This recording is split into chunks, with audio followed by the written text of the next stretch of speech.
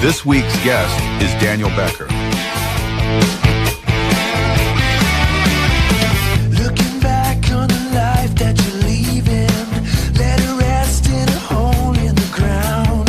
Stick around for the great revealing, or the fire you've been dancing around. All we hear is the sound of retreating. No one cares where you're coming from. My ears are still ringing and bleeding. I guess we all knew from the start.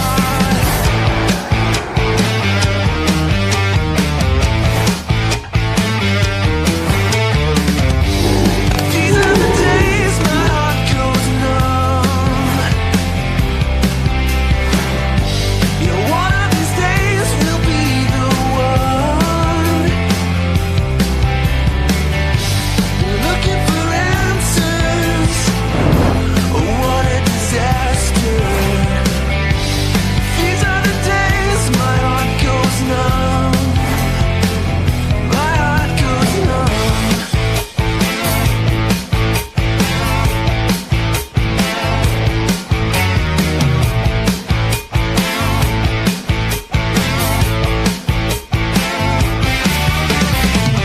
Breathing the fumes of the ashes, the spirits light up the night, looking down the Now, we're live from the Untold Radio Network.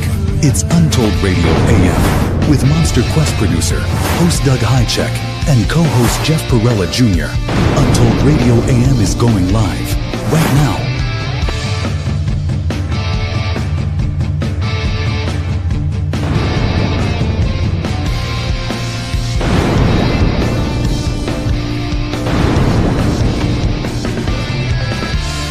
This show is for entertainment purposes only.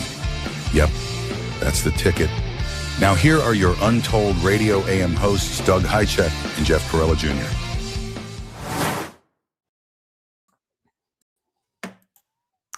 Whoop, Hey, whoop. Hold on. are you? Where are There you you? go. There we are. Hit the right button. Hello, everyone. Hey, everybody. So, you know how I had the flu like a week ago? Yeah, you've been sick a lot lately, man. So it went away for a whole week. Yeah. During the week, it went away. And literally Friday night, I started sneezing. I thought, what the heck? And I started shaking. Ended up with a high fever all weekend. Oh, no. So literally today, even had a high fever even today. So I don't know. Is that possible? To have a viral load that comes back? If any doctors out there, that would be No fun to clue, know in the man. That comments. stinks. I've never had that happen, ever. No, I can't. I have nothing to. I don't ever get sick, so I don't know what to tell you. Better knock on wood. I don't know if it's the vid. Maybe it's the vid I got. Could be. You don't want to say the whole word. Anyhow, what do we got going on tonight? A little of this, a little of that. Yeah, so people are going to have to put up with me. I'm barely here. I feel like I rolled around for about 12 hours in a hot horse barn. Oh, no. That's how I feel. That sounds terrible. It is. It's like, I hate the flu. All right, so tonight it is episode 286. Yes, it is. We're approaching 300. It's crazy. Tonight we have Daniel Becker. Mm-hmm. And we'll be diving into all the many cryptids said to be living in our forests. And I guess all the way from Alaska all the way to Ohio. And Yeah. so I think Daniel lives in Alaska now. Yep. He's in Alaska now. Yes. Lucky guy, man. Yeah. No kidding. I'd love to be up there. Yeah, me too. But tonight we won't have tech breakdown, but next week we're going to have a really good one that's going to make up for the one tonight. The reason is Adam was going to do it, but Adam got sick. Oh, no. So he called me up and he sounded just like I did. So we had two fever boys talking to each other. We're like, oh, I'm like, okay, that's all right. He's like, I'll talk to you next week. Yeah. Okay. So anyhow, we'll do that next week. Cool. Looking forward to it. Yeah. But we'll have our weird and fast news. I got my clip picks. We do have audience trivia. We will do that. We are for sure going to do that tonight. So dim the lights, get comfortable, put the heating blanket on, which I think I've got one down at my feet right now. Oh man, I'll tell you what. It chilled it. Temperature dropped quite a bit this weekend. That's for sure. And then next week we've got kind of a special show. We are going to have Chris Reinhardt on, Adam Colt, and David Ellis, and we're going to be unveiling a whole bunch of new Bigfoot audio. Awesome. That's been recorded by Chris out, believe it or not, Northwest Connecticut. Awesome. Looking forward to it. But it's some really good stuff. So we'll be doing that next Sunday. Other than that, I guess I don't have anything more on this intro. Let's do our weird and fast news. All righty. It's time for weird and fast news. Yeah! It's time for weird and fast news. And by the way, I did get a new mic, but because I'm so sick, you probably don't know. No, it sounds great. It sounds way better. Oh, it does. Good. Yep, crystal clear. That mic I had was literally defective. 2 in a row. How'd you manage that? One exploded. No, actually, no. I had an XLR mic, a really good one, a Shure XLR mic, and that one exploded on me, and it gave me an electrocution in my ear, and I went, never. I'm using that brand again. So then I bought an Audio Pro, and that one lasted 2 years, and then it exploded and electrocuted me. I don't know what's the deal. How can a mic electrocute you? You've got something weird about you and electrical gadgets. I don't know what it is. How can that happen? I mean, the electricity travels through my earpiece, and it's like what do you call it? A stun gun. Weird.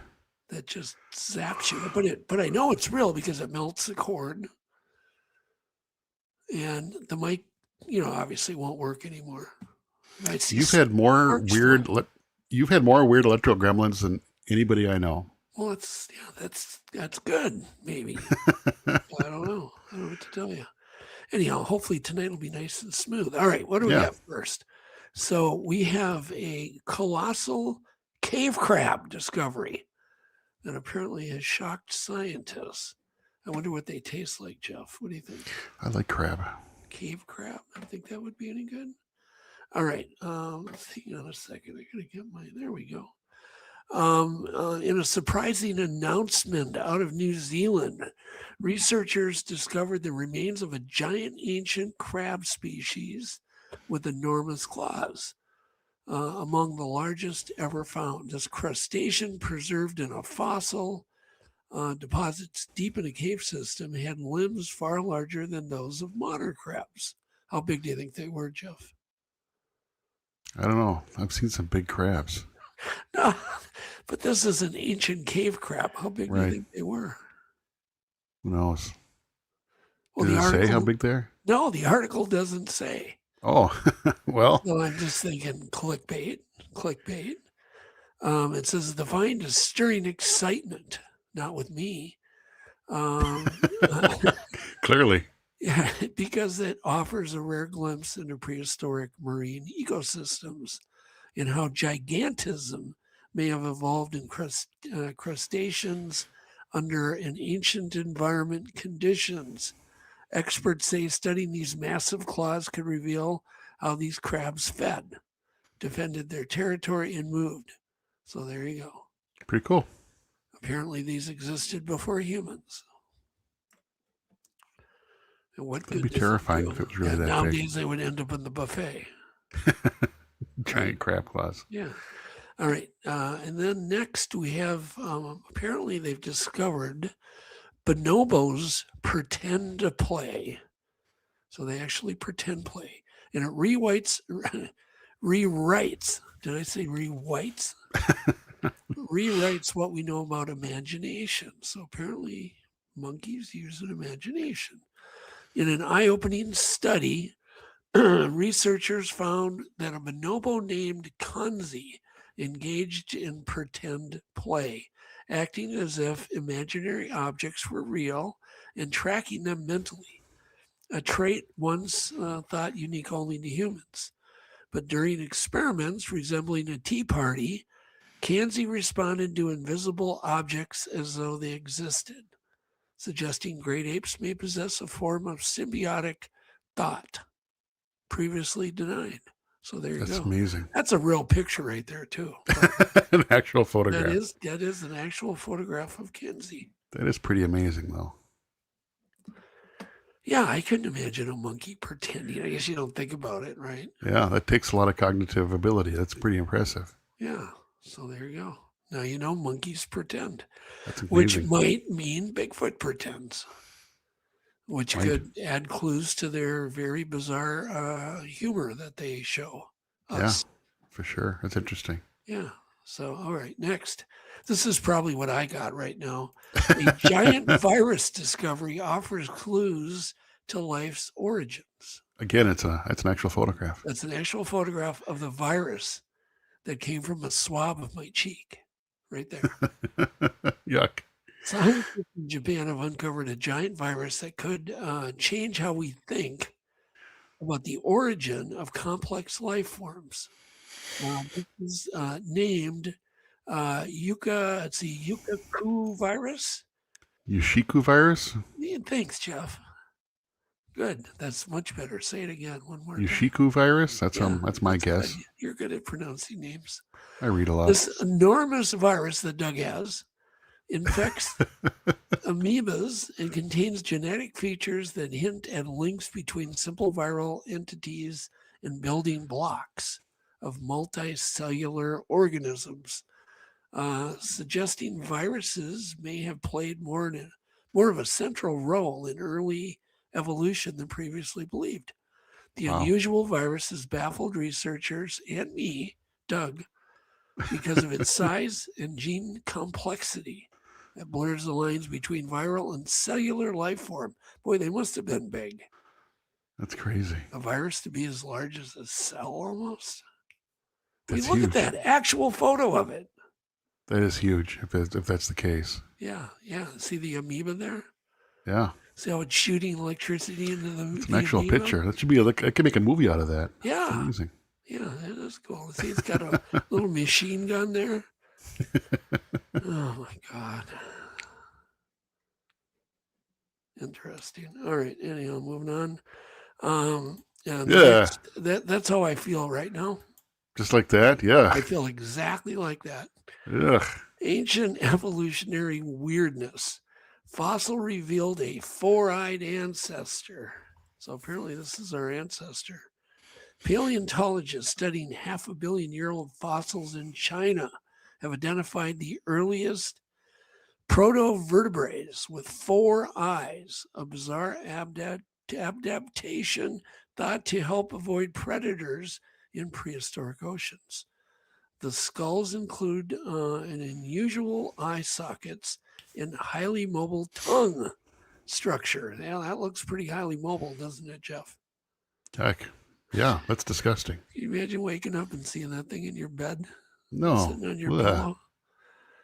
pillow? Sorry, I don't mean to give people nightmares.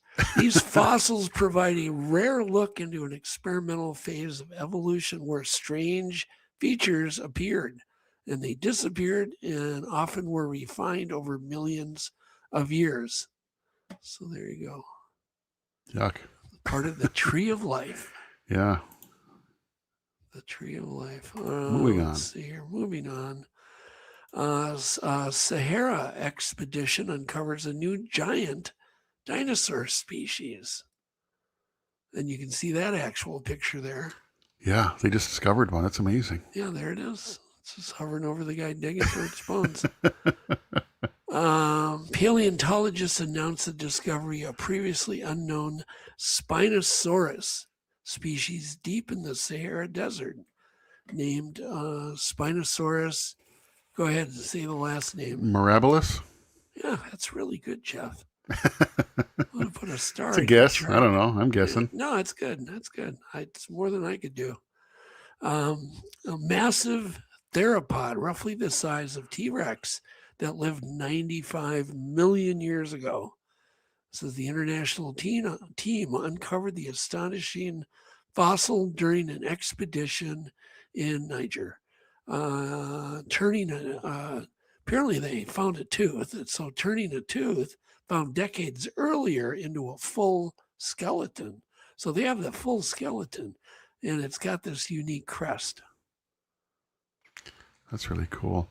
I suspect there's all kinds of stuff under the Sahara. Oh my God, yes. That was green and wet a long time ago. There's all kinds of stuff underneath that desert. Yeah, isn't even the Sphinx has got water lines on it? Yeah, it's. I strongly suspect the Sphinx is significantly older than everything else there. That was covered by jungle at one point. I think the Sphinx is pre-flood. That's my theory. I'm sticking to it. There you go. Here, I think I'm getting phone calls. I probably should put my phone on red. Let's see here. There we go. Sorry about that. Nothing like getting text messages when you're talking about dinosaurs on the radio. Okay. Spinosaurus. And then hidden vertebrae diversity could be twice what we thought before.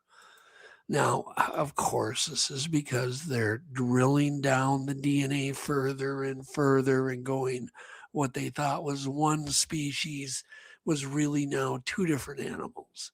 And that's going on with a lot of speed right now because it gives the scientists a chance to go, oh, let's take this mouse and let's check its DNA. We'll drill down and check it against this mouse. And then I can have a discovery.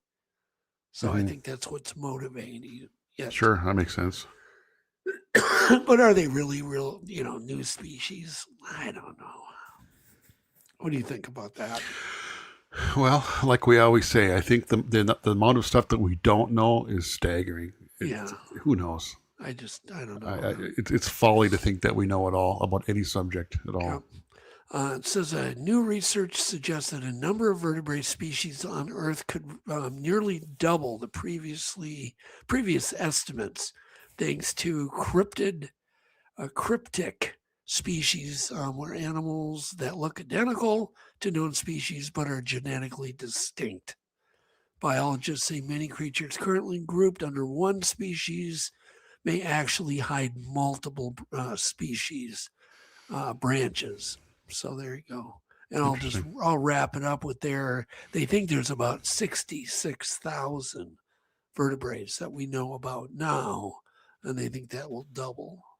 Wow. So there you go. There we go. That was some weird and fast news. That was weird and slow. Oh, I'm gonna go off camera for a minute and blow my that big giant virus. Oh no! The virus I showed you. Blow it out of my nose here. I'll be right All right. back. Good luck. Yeah. Thanks. All right. Now you're stuck with me. Let's see, folks. Let's see if I got any good questions in the chat here. I'm back. He's back. Oh, I just saw a good comment by David Dominique. I agree with this. I think that there's evidence of humans underneath the Sahara. I think that there's a whole lot of stuff hiding under that desert. Yeah. Minxie says it's slow because we had to squeeze past Doug's virus. Yeah. Let's see here. Kim's so did you bring an adult drink, Jeff? I did not. Just to that one very special night. I think we should have comment. I think, it should be a feature that we do. We just sit here and read funny comments. Yeah. For like 5 minutes. It said, maybe your virus killed your old mic, Doug. That's possible. Said, I'm typing, Steamboat says, I'm typing slow because my fingers are numb. Says, the Sahara was lush 5,000 years ago. That wasn't that long ago. No, it really wasn't. Should we do some trivia? All right, let's do it. Let's do time for trivia. Who wants to play? Yeah, everybody. Just so you know, it's on Cougars. Okay. I'll give everybody. I'll play a little bump here and give a couple people a minute to chime in. Who wants to play? Alrighty. It's now time for Untold Radio AM Audience Trivia. Who wants to play?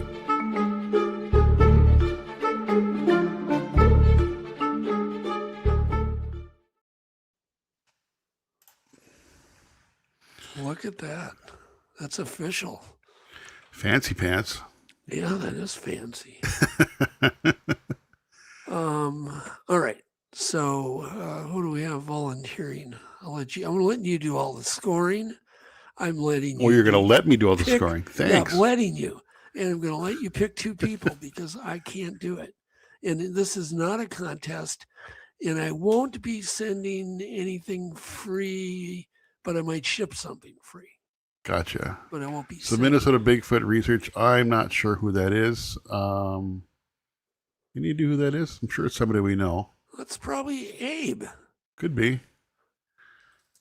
Abe? Is that Abe? That's what my phone calls him when he calls me. His name's Abe, and he goes, Abe. Abe's on the line. So we got I am Vicky. So we just say, I don't know. I really don't like how YouTube changed everyone's names. Yeah, I just don't like it. The True Sightings said, can you keep track of 3 people? Sure. All right, True Sightings too. I pick you. So Vicky, we got, I think that's Abe. We got Vicky and who else? Said, yup, Abe. Abe. With an A at the end. We love Abe. And True Sightings. We'll just say True. So we got Abe, Vicky, and True. That's your name. If you win, Abe, I'm going to send you a free hard-boiled egg.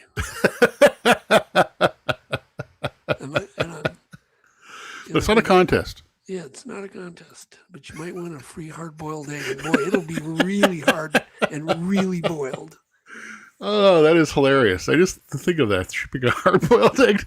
I think you need to do that. Really do that. Ship a hard-boiled egg to someone. I will. Well, he was here during the kitchen incident. He was over, and we kept hearing explosions. And we just kept talking because, it's what men do. Right. We're talking about Bigfoot. What the hell? Sorry, you can just ignore the explosions in the kitchen. Finally, after like the 5th one, I went, maybe we should look into it. You think? And so we went in there, and oh, what a mess. Oh, my God. The hard-boiled eggs had run out of water. They were now turning black. They were exploding like dynamite. The sulfur, really the sulfur in the yolks is pretty explosive. That's not good. You shouldn't do that. And I had it, at least 2.5, 3 hours of cleanup. And I tried to hide it from Yvette. And I thought I got away with it because she didn't know about it that night. And then a month, 2 months later, she looks under the hood, the vent hood on the stove. And I forgot to clean that. There. And there's eggs just splattered there. I got busted anyhow. Oh, no. That's no yolk. Yeah, Vincent, you guys are all so damn witty. Says, I bet your kitchen still smells. No, it doesn't. It got clean, but man, it was bad. And I got almost threatened to never be able to cook again in my own kitchen. Anyhow, let's get going on some trivia. All right. Sorry. What is the scientific name of a cougar? Is it Panthera leo? Is it Puma concolor? Or is it Felis rufus? Or do you want to say it number D? That's a tough one. What's Acinonyx jubatus? Yeah, or is it D, Acinonyx jubatus? So which one is it? A, B, or C? And I'm not repeating those. The hell with it. So, all right. So Vincent's going to go right to the cheating. Okay, fair enough. Let me Google first. Abe says A, K says C, and Drew says C. They are all three wrong. All y'all wrong. The answer is B, Puma Well, see- concolor. Yep, we know they're not cheating though. All right, which U.S. state has the highest estimated cougar population? Is it A, Colorado, B, Montana, C, California, or D, Idaho? It's not Minnesota because according to the DNR, they don't exist here. But they do. Where the hell is that trivia music that I love? Oh, you want some music? We can do that. Much. Oh, I just love that music.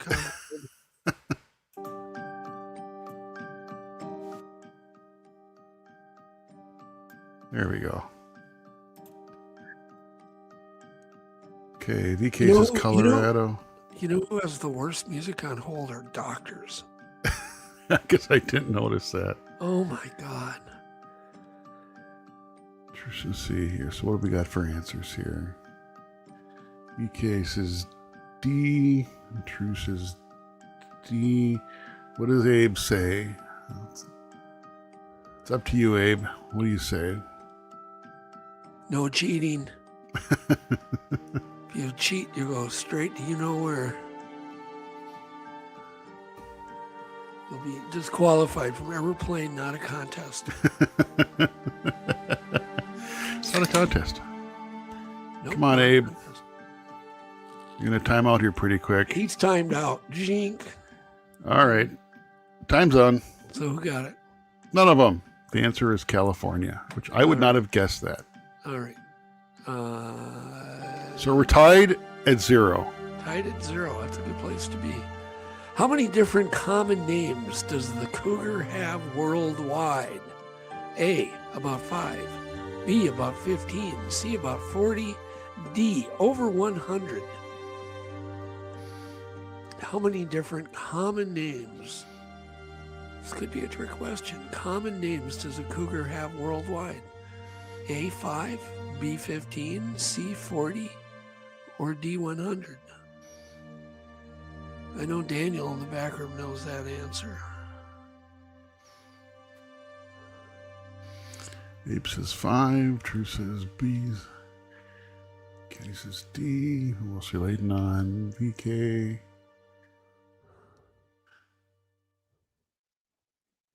D. Hey, someone's on the board. Who got VK is correct. D. Over 100. I didn't know that either. I figured there was a lot. I didn't know it was over 100. I would have guessed over 40. Yeah, it's over 100. D. Are cougars considered big cats in the same group as lions and tigers? It's A, yes, and B, no. So just type yes or no. Are cougars considered big cats? If they're not, they sure damn well ought to be.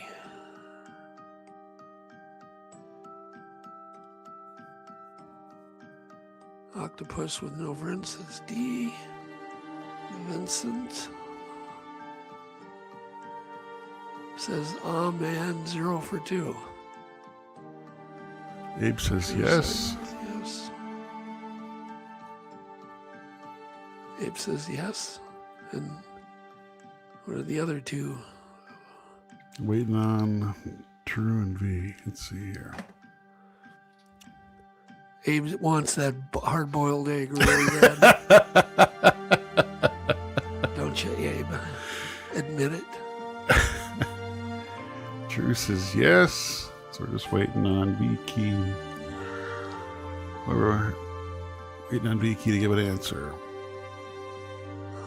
Tell you what, Abe, you can come over tonight and get it, and I'll give And you V that. Key says no, I'll and give you- V Key is right.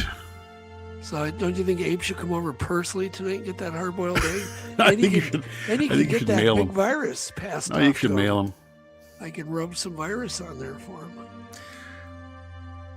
Steamboat actually, so Vicky is right. They are not a big cat, and Steamboat actually has pretty good explanation of the answer. They're not on the genus Panthera, No, and they cannot roar, so they are not the Right. same as lions and tigers. they scream. They do not roar. Right. Correct.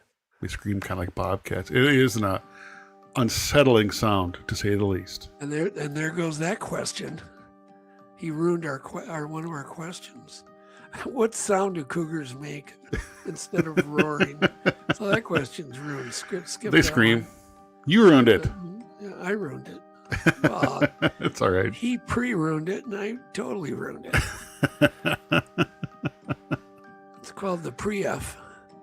All right. How far can a cougar leap horizontally in a single bound?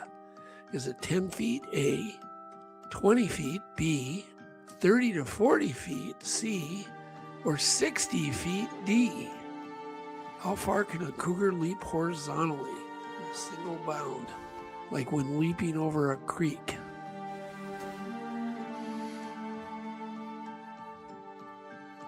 What do we got here? Truce is Octopus A. with no friend says... I'm just B says B. We're waiting on Abe's answer.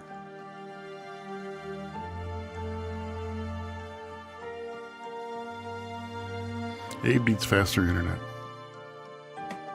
There he is. 40 feet. Abe's right. yeah, Abe's on the board. You got to upgrade from the flip phone, babe. Abe is right. It's the C, 30 to 40 feet. So Abe's the only one that got that one right. So Abe with 1 point, VK with 2 points. And that's it. Yep. How high can a cougar jump vertically? Is it A, 6 feet, B, 10 feet, C, 15 feet, or D, 18 feet? How high can a cougar jump vertically? A, 6, B, 10, C, 15, or D, 18?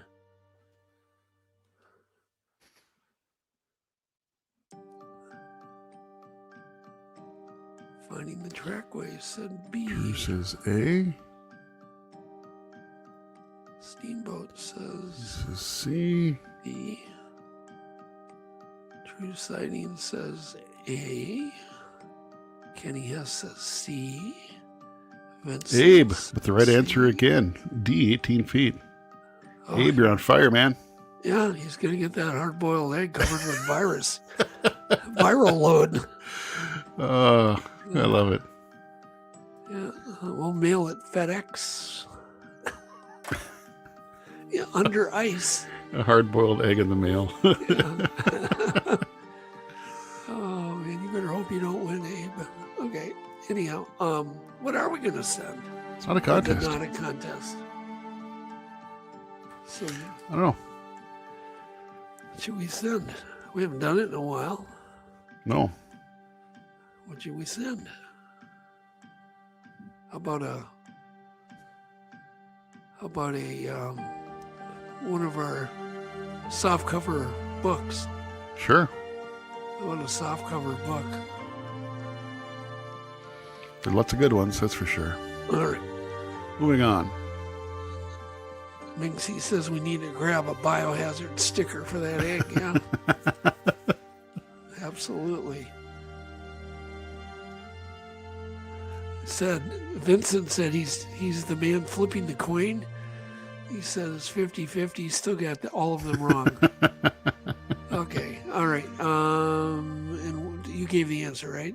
Yep. Number 8 is next. Okay. What is a cougar's primary prey in North America? A, elk, B, deer, C, bison, or D, wild hog? What is their primary prey in North America? Elk, deer, bison, or wild hog? Steamboat says deer. Finding the trackway says deer. Kenny S says deer. Everybody's saying deer, deer, deer, deer. Probably all wrong. People on bicycles, yes. Minxie, you got it right. It's people on bikes. Well, everybody got it right. Okay, everybody got it right. So that one kind of neutralized. Yeah. We'll give them a point. Everybody a point. So it's 3, 3, and 1. All right. Historically, cougars once ranged from Canada to Mexico.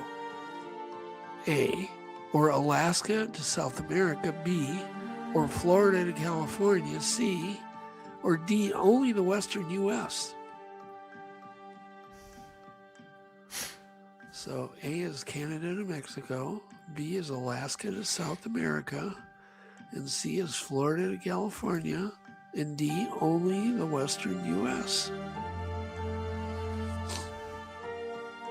Oh my goodness. All right. Vicky says B. True says B. What does Abe say?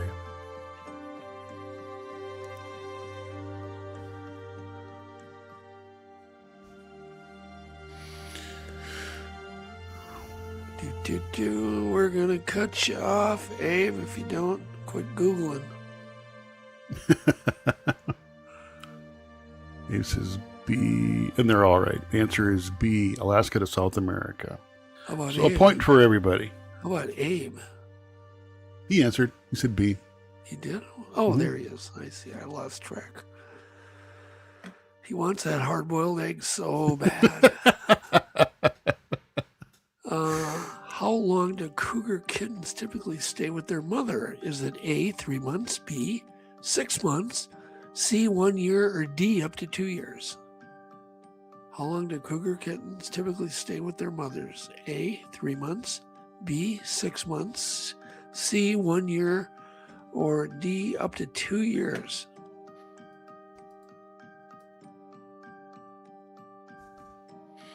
True said D.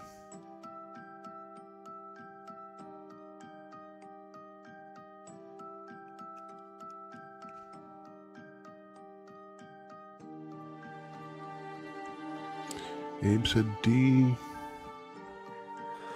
I just made part of Abe's prize. And I'll include a free Kleenex with the hard-boiled egg. Gently used. A gently used Only Kleenex. used once. It's still half good. Oh my gosh. Waiting on VK. Is it VK or VK? I don't know. Too long. 5, 4, 3, 2, 1. Too late. So Abe and True both get a point. It is over 2 years. Yep, up to 2 years. Up to 2 years. It puts Abe in the lead by 1 point. Oh boy, Abe. He's getting that hard-boiled egg. Let's see here. Let's see if we can get a tiebreaker here. You say he's ahead? Abe's ahead by 1. Abe's got 5. VK's got 4. True's got 3. How many kittens are typically born in a litter? Is it A, 1 to 2, B, 2 to 4, C, 4 to 6, or D, 6 to 8? How many kittens are typically born in a litter of cougars? 1 to 2, 2 to 4, 4 to 6, or 6 to 8? Come on. Vincent says B. Finding the Trackway says B. True Sighting says B. Kenny Hiss says B. Kim Christensen says C.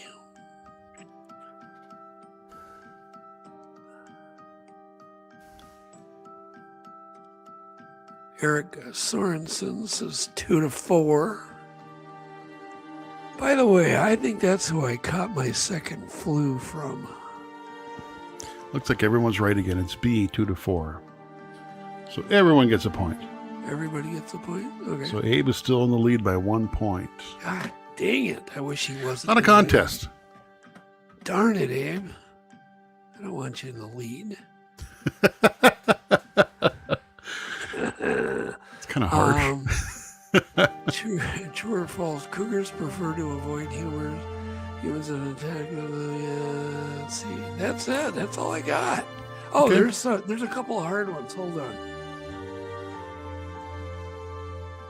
on. What makes the cougar genetically unique among big North American cats? A, they evolved from jaguars. B, they went through a genetic bottleneck and is extremely genetically similar across the Americas. Or C, it can hybridize with bobcats.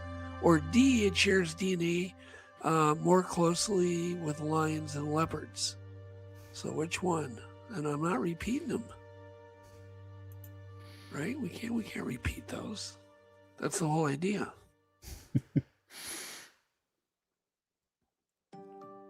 So what do you think, Jeff? Well, I know their answer because I'm reading it, so I can't say. Eric says D. Kenny Hess says B. True says A. Abe says B. Abe guessed B. Is that what you're saying? No, that's his answer. He guessed B or he knew B? I don't know. Vicky says C. Well, Abe is right. It is All B. right. Contest So Abe is the over. clear winner of not a contest. Not the contest of a real, true, soft cover, hard boiled egg. No, yeah. You didn't win a book. Right? Well, we can get rid of that music. Please. All And right. we can get rid of that. Should we? It's 7:45. Let's do our, let's see, 7:45. Yeah, we're a few minutes late. That took forever. Yeah, we're running a little bit behind here. Kind of running Let's slow. do, is it BS fake as Sure. funk? I've got a new bumper to play. We did it last week, too. Is it BS fake as funk? Have we been punked? Punked, punked. Is it BS fake as funk? Have we been punked? Punked, punked, punked. Clip one. Clip 1. Here we go. What could that be? You see the square? It's kind moving, of a isn't it? square up in the sky. Yeah. So is this real or is this fake? No, there's airplanes circling it.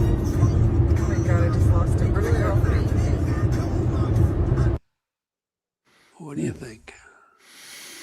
I like the audio. I mean, What's that?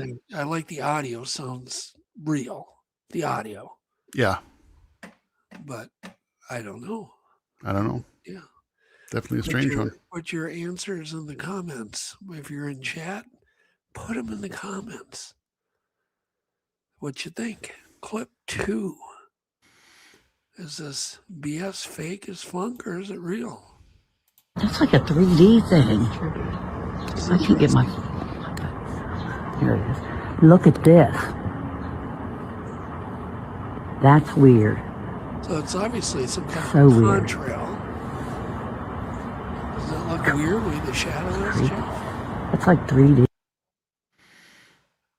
What do I'm you think? actually going to say that's real.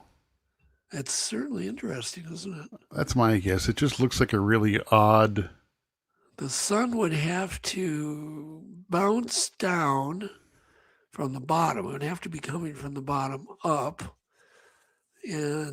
But what's interesting is that the shadow looks very unbroken. It seems very straight. So I don't know. I don't know. Pretty weird. Very interesting. All right. Well, let's whip through our clips, and then we're going to bring on Daniel. I'll play our clips. Okay, Yeah, here we go. Let's do it quick.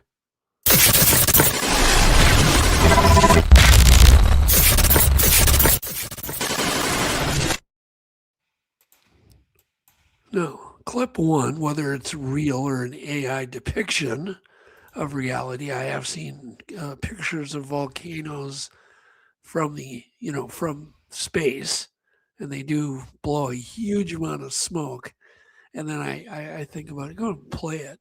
But I think about, or am I supposed to feel guilty about the little smoke coming off my 2-stroke leaf blower, right? Just think of that. Think of the pollution coming off a volcano. It's crazy, isn't it? Wow, that's quite a view. Yeah.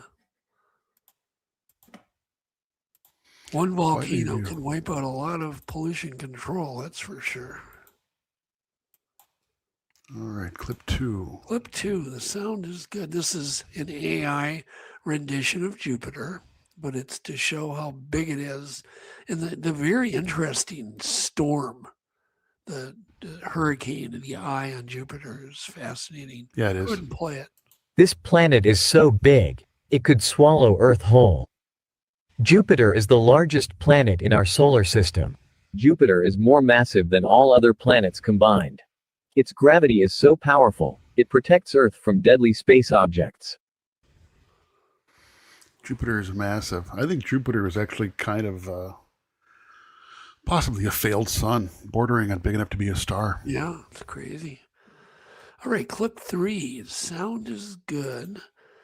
This is, have you ever heard of an alpine parrot that lives in the snow? I have not. In the high mountains. Well, these are alpine parrots from New Zealand. Go ahead and play it. Okay, hold on. Yeah, I had it. I had it, and What'd you do, erase it? there we go. You are witnessing a biological glitch. This isn't a tropical rainforest. It's the freezing southern Alps of New Zealand, and this is the Kia. They are the world's only alpine parrot, but don't let the feathers fool you. Scientists believe the Kia is as smart as a 4-year-old human child. They don't just mimic, they calculate. They solve logic puzzles, and they hold grudges. Notice how they're inspecting those ice axes. That's not random. Kias are notorious for dismantling cars, picking locks, and stealing passports. They are the clowns of the mountains, driven by an insatiable curiosity to test and destroy everything they touch. Despite their criminal records, they are highly endangered. They're cheeky, brilliant, and absolutely one of a kind. If this feathered genius tried to steal your gear, would you be mad or impressed? Tell me in the comments and share this to save the Kia. We don't need Enough. To know, we don't need to know everything about the Yeah, that's bird. kind of a long video. Pretty neat. I didn't know that. It's pretty cool. Yeah, no, that's interesting. All right, clip 4. This is a very quick clip. It's the world's biggest aircraft now. It's called the Stratolaunch. It's an ROC plane, and it's huge.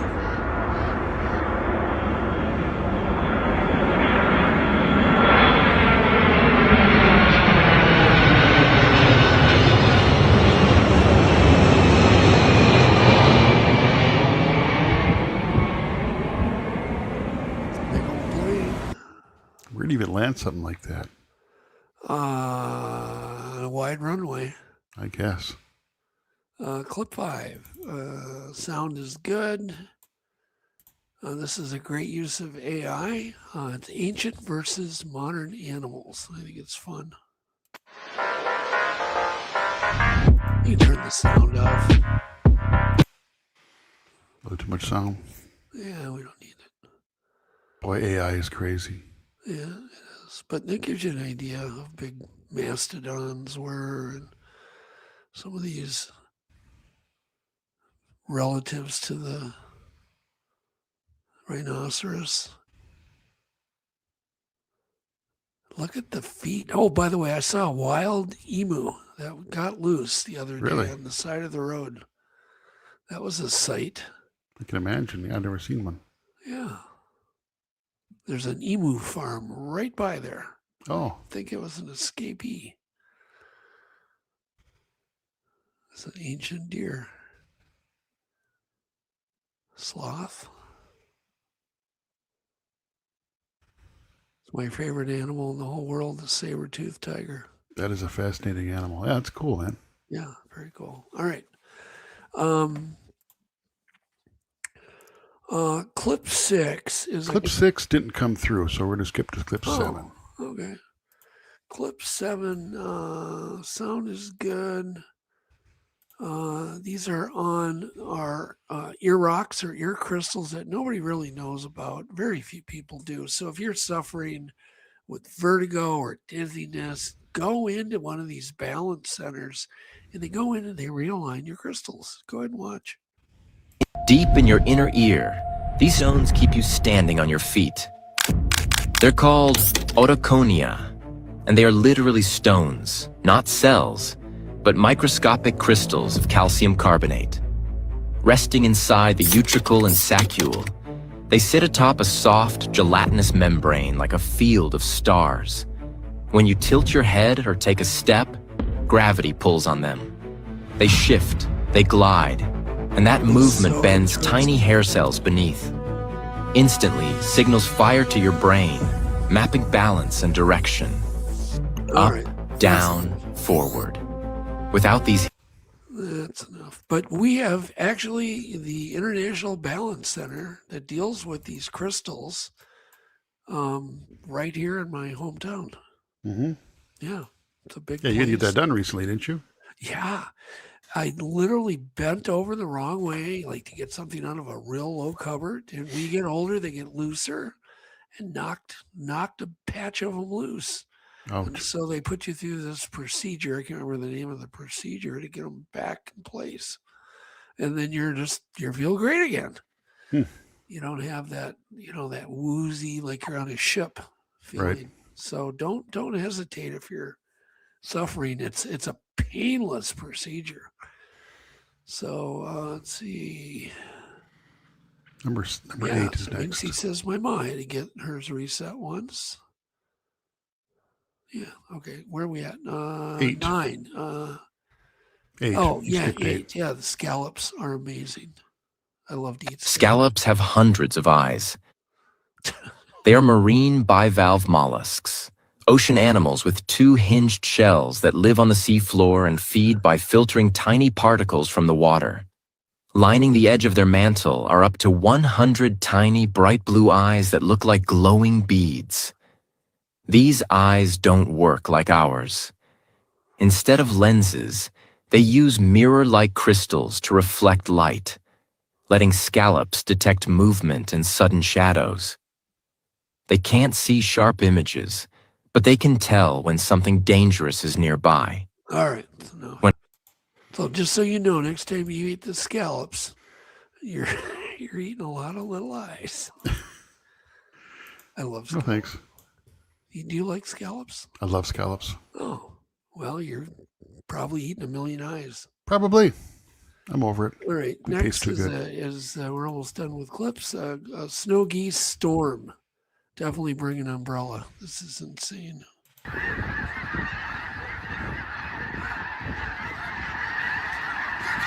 Nature is amazing. Wow.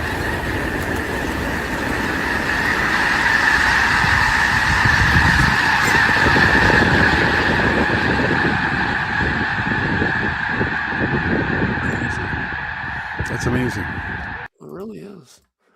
All right. And then clip 10 is just a narrow walking bridge in Nepal, but apparently they let motorcycles drive over it. Would you do this, Jeff? Don't look down. No, Let sure the would. vehicle pass. Slow down a little bit, and then you go. Okay? So one more I just down, like one it. more He down. goes, don't look down. All right. Nope, I would not do that. There's nowhere that I need to be bad enough to do that. I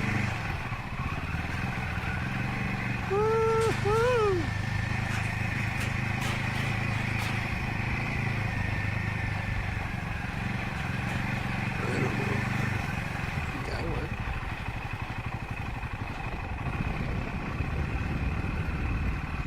would. But only if my crystals were aligned properly. Thank you. No thanks. All right. Clip 11. Speaking of close calls, clip 11, Blue Angels fly within inches of each other in this rare cockpit view. It's our last clip. These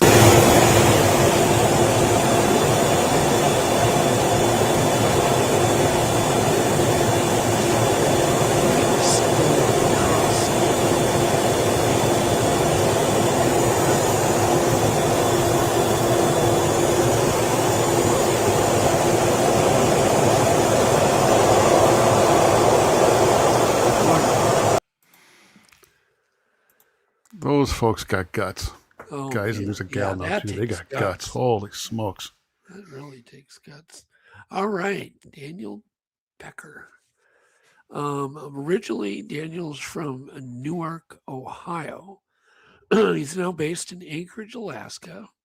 Daniel Becker is a dedicated cryptid researcher and host of the Cryptid Wilderness Research Podcast, available on TikTok, YouTube, and Apple Podcast. He has appeared as a guest on numerous podcasts and is set to appear in the 2026 on an episode of Paranormal Caught on Camera, airing on the Travel Channel. Daniel has been a featured speaker at events including Nebraska Bigfoot Conference in the Anchorage Museum alongside Arkansas research partners Williams Lunsford and Stephen Hill. He conducts field investigations in multiple locations, including their primary research site known as Ground Zero. So I can't wait to talk about that. Located just outside of Folk, Arkansas, an area long associated with cryptid activity. So let's sure do a quick disclaimer here. Yeah.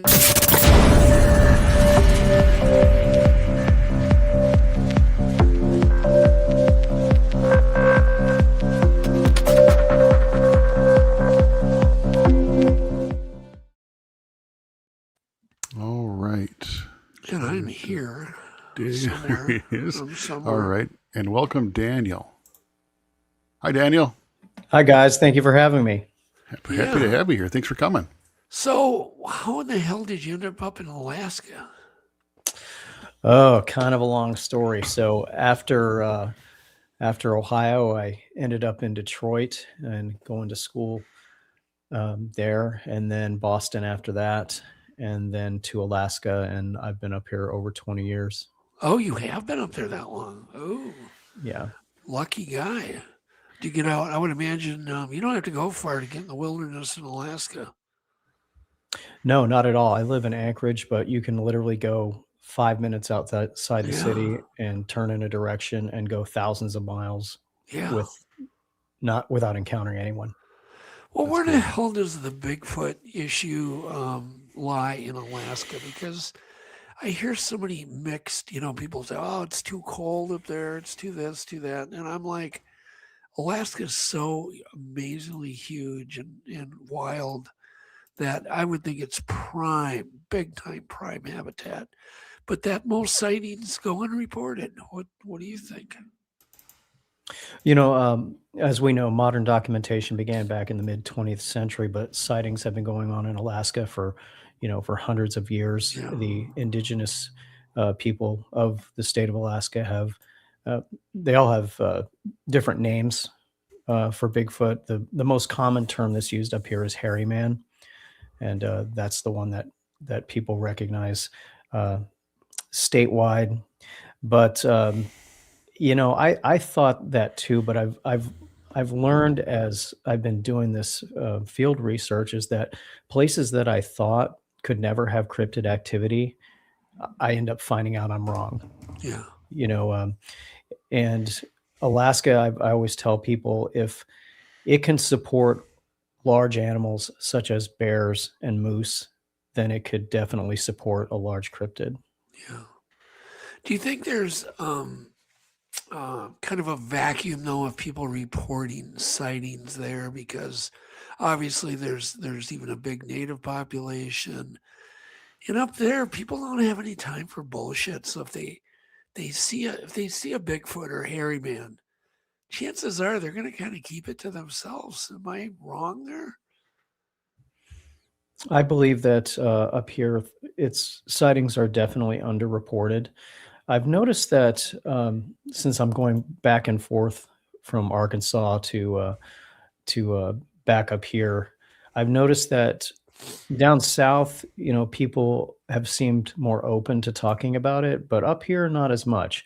And like someone just commented, it's kind of a accepted reality up here, though. Yeah. Yeah, that's a good phrase, accepted reality. And people not only they do not get that excited probably about having a sighting, but who are they going to tell? I mean, the people that I meet from Northwest Territories, people from Alaska, they have a little bit different kind of I don't even know how to put it, kind of a no BS kind of attitude towards life. And they don't want to be teased.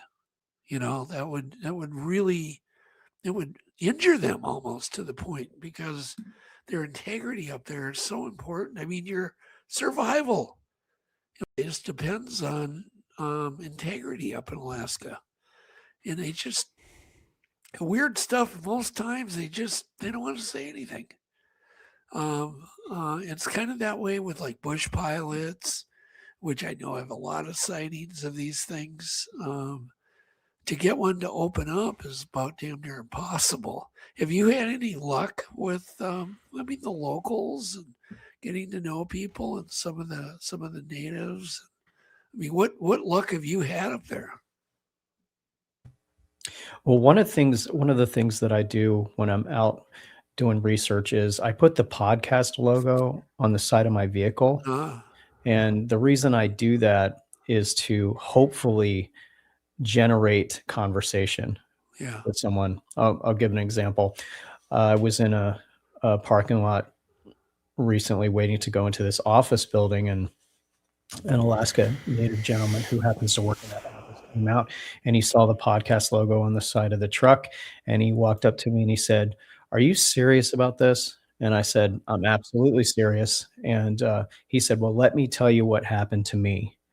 And then he proceeded to tell me a story where he said that him and his girlfriend were outside the town of Yakutat, and they were on a deserted road, and a Sasquatch allegedly came out behind the vehicle and started shaking the vehicle and it back to the trees.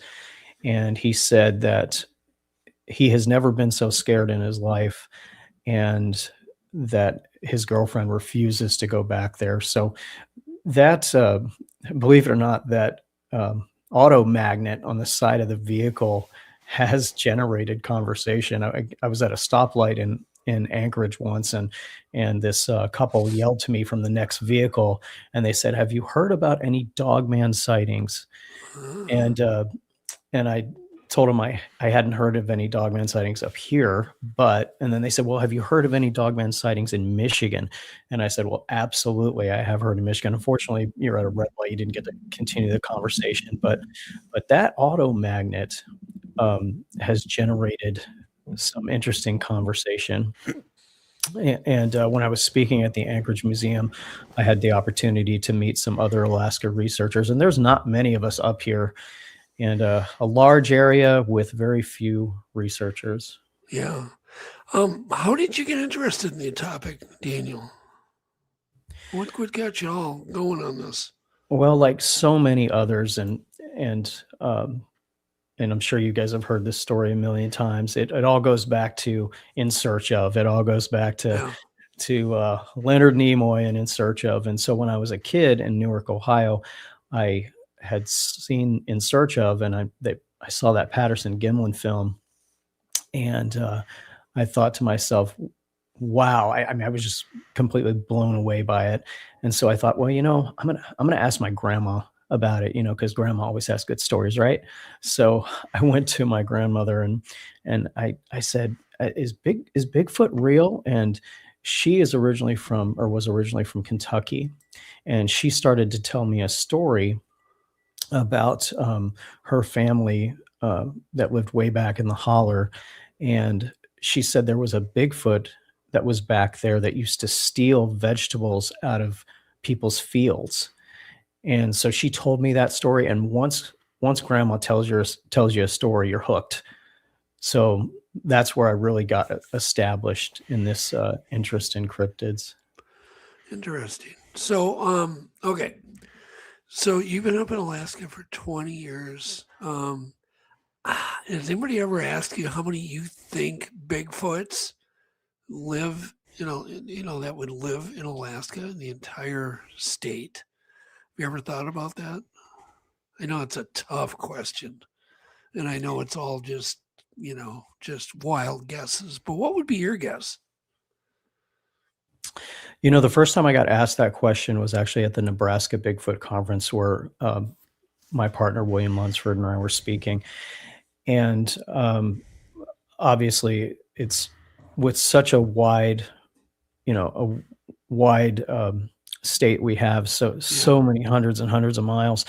It's hard to say, but I would estimate, and this is a way out guess, but I would estimate between 500 to 1,000 maybe. But it all depends on the area of the state that you're in as well. Probably the biggest concentration is in the southeast, by the coasts, and some of those areas are absolutely amazing and almost tropical in some ways during the summer. The food supply is endless in Alaska. I mean, it's literally endless. The amount of wildlife that's up there, it's crazy. Do you think that Bigfoots, like in Alaska, are more aggressive than they would be down here in the States, where they have probably more run-ins with people? Absolutely. It's my opinion that the Bigfoot in the state of Alaska are more aggressive, and we've had lots of discussions about it. And we think that it's due to their lack of human interaction with the population. Whereas down south, we've learned that they seem to be more used to people and more interactive, so to say. But up here, I would definitely say they have a reputation of being more aggressive. Yeah. Yeah. Do you have any, I don't know if you can recall any stories from up there, of whether it's cabin attacks, homeowners that have to deal with these things. What would be a good Alaska Bigfoot story or two that you can share? Well, this is one that I didn't hear directly, but it was actually told to me by one of my bosses at work. Him and his wife just happened to be down near Homer, and they were at somebody's garage sale, yard sale, and he just happened to be talking to the homeowner, and somehow the topic of Bigfoot got brought up, and that homeowner felt comfortable enough to tell him that family had actually moved there because they were in another part of the state and living in a very isolated place, and something started throwing rocks at their house. And the gentleman told my boss that he put trail cameras out there. He just put all kinds of stuff out there, and they would hear noises coming from the woods at night, and they would find rocks up on top of the roof that had been thrown. And he said that it scared his wife so badly that they just decided that they had to move. And and that was very, very interesting. And, as well as the story that I just referenced with the gentleman in Yakutat. And I have a friend, another fellow researcher. His name's Rob Roy Menzies, and he's located in Palmer, Alaska, and he has a business called Bigfoot Art Gallery. And one of the benefits of having that place out there is that people will come in and tell their stories. And that's kind of a stopover point, on the way to Talkeetna and up to Denali. But he's got some great stories that he's heard firsthand. I've been approached, and like when we did the Anchorage Museum event, people took me aside and started telling me about seeing Bigfoot from an airplane, outside of Dillingham. And there was another story that I was told about a pilot flying over the mountains near Whittier and seeing a Bigfoot out on a mountainside throwing boulders. So I've had some interesting stories that have come across my desk. Are they far and few and in between, or do you get stuff on a pretty regular basis, Daniel? Not on a regular basis.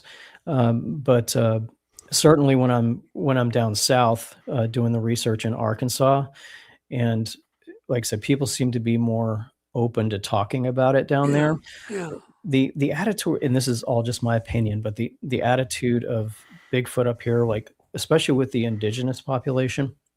So Alaska has 229 federally recognized tribes up here, and some Alaska natives that I've spoken to consider it a very, very solemn, sacred subject, while others, are more open to discussing it. I talked to an elderly couple who come from a village just outside of Dillingham, and I asked them, I say, "Hey, have you guys had any hairy man reports down there?" And the gentleman was like, "Oh yeah, and he looked at his wife and said, "When was that last one that we heard about?" And she was like, "Oh, it was about a month ago." And they told me that one had come into one of the villages, and then people saw it, and then it went back out. But I definitely would say up here, the reports are few and far between as far as getting people to talk about it. And so you would definitely agree with me, though, that it's just more tight-lipped up there, and obviously the natives, they don't like talking about it. Yeah, it is more tight-lipped up here, and I make that comparison just due to my experiences in interacting with people down south. Yeah. Do you do any research in Alaska? I mean, I would where would you even start? It's like, I would think you would start on the edges or the coast. Where would be a good place to go up there? So where I mostly do my research up here is down on the Kenai Peninsula. Okay. And, that's where I head first, and then some people I've talked to actually go up around Denali. I think I'm going to do that this summer more. I've been kind of heading towards the Kenai Peninsula most of the time. And, Alaska's most famous Bigfoot story is, of course, Portlock. Everybody asks me about Portlock. And, Portlock is about 40 nautical miles outside of Homer. And as you guys are probably familiar with that story, back in it was kind of formerly abandoned back in the 1950s, for those viewers who may not be familiar with it. Well, you must know Beans Baxter. Oh yeah. Yeah. Yeah. I touched base with Beans Baxter and Rob Roy Menzies and Chuck Johnson from Chuck's Outdoor Adventures. And a commenter asked me if I knew Fred Roll. I have spoken to Fred Roll once. He called me last year, and we had a good conversation about maybe getting together and doing something. Yeah, very cool. Very cool. Yeah, Fred's an amazing guy. And he's one of the few who's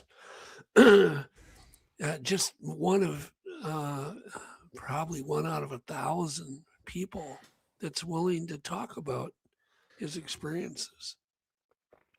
And he does it with such great detail. I mean, it's nuts. The guy's got a memory that is really sharp. I'm trying to think. Stories I've heard. There was a tracker, and I'm trying to think of her name. It's a lady tracker that I found and met her through my bear research, and she was in a Monster Quest episode. God, I can't think of what. Maybe it was even Sasquatch attacks. Maybe that first one we did, but she found tracks up in Alaska that she could not explain. She was an expert tracker, and she attributed them, and she kind of joked about it, but she said, "God, these can only be Bigfoot." Yeah, what I do find a lot of up here is the tree breaks and the tree structures. That's probably what I've ran into most. Really? And with the tracks, you have to be really careful in examining the tracks up here, and anywhere there are large predators. Right. A double step by a bear, for example, can mimic the appearance of a Sasquatch track. So you really got to be careful and and learn your areas and learn those tracks. Do you know where Les Stroud has his experiences with the trees shaking and he was hearing like gorilla sounds? Do you know that area? Are you familiar with where he was? I think it was somewhere near the Kenai area. I've seen the interview where he's talking about that, but I'm not familiar with that area myself. I would love to get an opportunity to go down there though. And some of these areas are very difficult to get to. Like a lot of people asked me in at the Nebraska Bigfoot conference if I've ever been out to Portlock, and getting out to Portlock is not easy because first you have to get permission from the Native Corporation, and then you're going to have to drive a couple hours down to Homer and find a ship and crew that'll be willing to take you out there, and that's going to be expensive, and especially if you're staying there overnight and the crew has to anchor offshore and wait for you. Right. It's gonna be a lot of money. I've known a few people that have been out there, some of those other researchers and stuff, but well, and then to run your own boat. Yes. People have no idea the fuel. Okay. I remember going out with a guy on Lake Superior, and then we stopped to fill up, and he got his bill, and it was like $1,300 for gas. And we used most of that gas on our cruise. I'm like, whoa, this is big money to boat. So it's not just something anybody can do, is to buy a boat big enough to handle the rough seas and get around and then be able to afford the gas. Yeah, sometimes we jokingly say, hey, you can send your child to college or you can go out to Portlock. Yeah, exactly. Exactly. I would like to get a chance to go out there, and I've told people before that if I ever am lucky enough to hitch a ride out there with somebody, I would like to do my research farther back in, away from the town ruins. It's rough country out there, but who knows? Maybe descendants of that Sasquatch clan are still active in the area, and I would love to get down there, but it is a expensive project. Yeah. Have you met Scott? I'm not going to say Scott's last name, the cabin owner that's had quite a bit of activity up there. Have you had the pleasure of meeting Scott? I have not. I believe I've heard of who you're talking about. Yeah. But I have not. Well, next time I talk to Scott, he might want to meet you. How far are you from the Kenai area? Well, I'm in Anchorage, so it takes me, 1 to 2 hours to get there. And, I've gone down to the Kenai and I put some cameras out there and so far, actually, the first camera I put down there ended up getting stolen or ripped off a tree, and I could never find it again. But yeah, it's in the summertime. Obviously, it's easier to get down there. When you go down there in the wintertime, weather is definitely a factor. Yeah. And there are two things that will kill you in Alaska quickly. One is weather, and the other is wildlife. And so you have to be very careful when and where you go. Well, let's travel south, but before we leave Alaska and talking about it, have you gotten Dogman sightings up there? I personally haven't heard any stories about Dogman up here, and I'm going to reference back to the Nebraska Bigfoot conference when I was down there. I was really surprised at how many people asked me about Dogman. That cryptid seems to be popping up more and more on people's radar. And I was very surprised about how many questions I got about that. And like I said, I personally haven't heard of any Dogman sightings up here, but I'm sure there have been.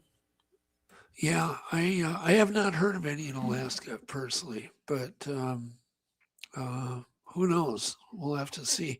But let's travel south.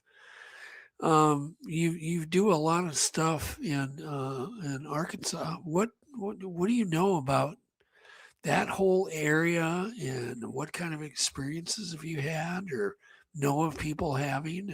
And let's talk about that.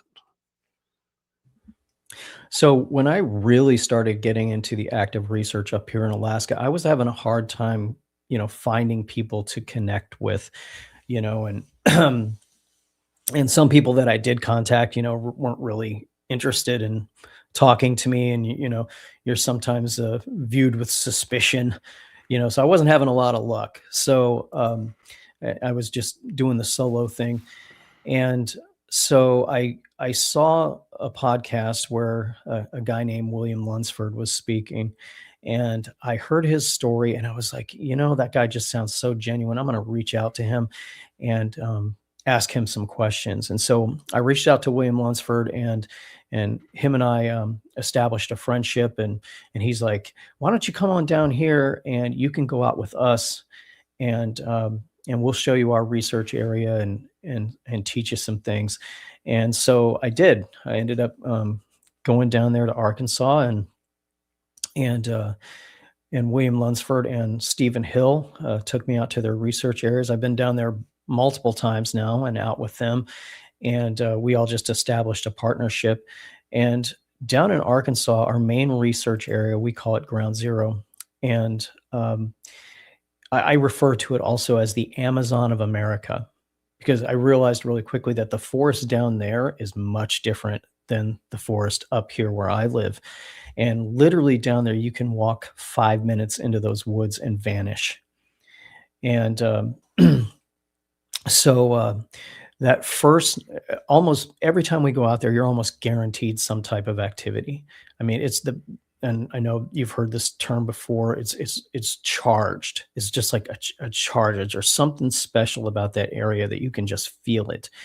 And when we first went in there, our first trip out was, I'll never forget it. It was it was probably about midnight, and we go out there, and the first thing that struck me was just how loud the forest is down there at night.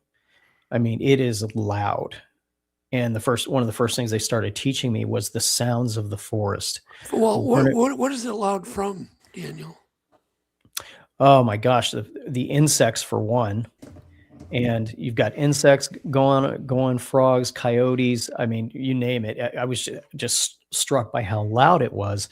And so that first night we were just sitting out there, and they were teaching me about the sounds of the forest. What's a coyote? What's like a fox, for example? We heard this fox scream, and I thought it was a woman screaming someplace. And, the different sounds of the forest was probably the first thing they taught me about research down there in the South, because up here, the woods are silent, relatively silent. But down there, it was just so loud. So that first night, when we went to various spots in that research area, is where I heard my first whoops, as they say. You hear the whoops, and I could hear those whoops of what I believed to be several different creatures calling to each other from different areas of the forest. And that was completely, fascinating. I was just all in. And as we went on, we ended up hearing the tree knocks, and when we went back in the daytime, the next day, we found tracks in various areas, and it was just an amazing experience. But I've been going down there ever since. And the people down there, that grew up around Fouke, and obviously the legend of Boggy Creek and stuff, to them, they're more open to talk about it. It's just like an accepted way of life down there. It was very, very, very interesting.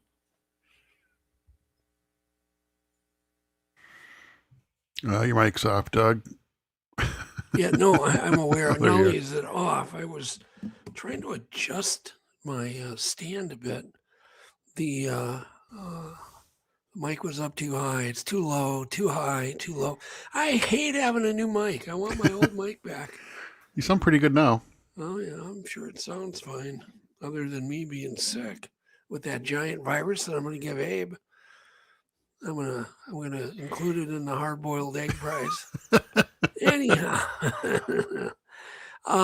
so you're killing me though, Daniel. You live in God's country, and you come south to do Bigfoot research. But I get it, because that area is just tropical enough, yet northern enough, It's just kind of right in the middle zone, right? It's in that sweet spot. You got the hills, you got tons of water, you got tons of wildlife, and you got lots of forests. And I get it, but it just seems odd to me because I'm like, all I can ever think about is going to Alaska. Yeah, it's I mean, you're in God's country, man. Yeah. Also, I have to add that when I'm up here, I got to go out by myself a lot. Trying to get schedules to correlate and that's because everybody lives 2,000 miles apart.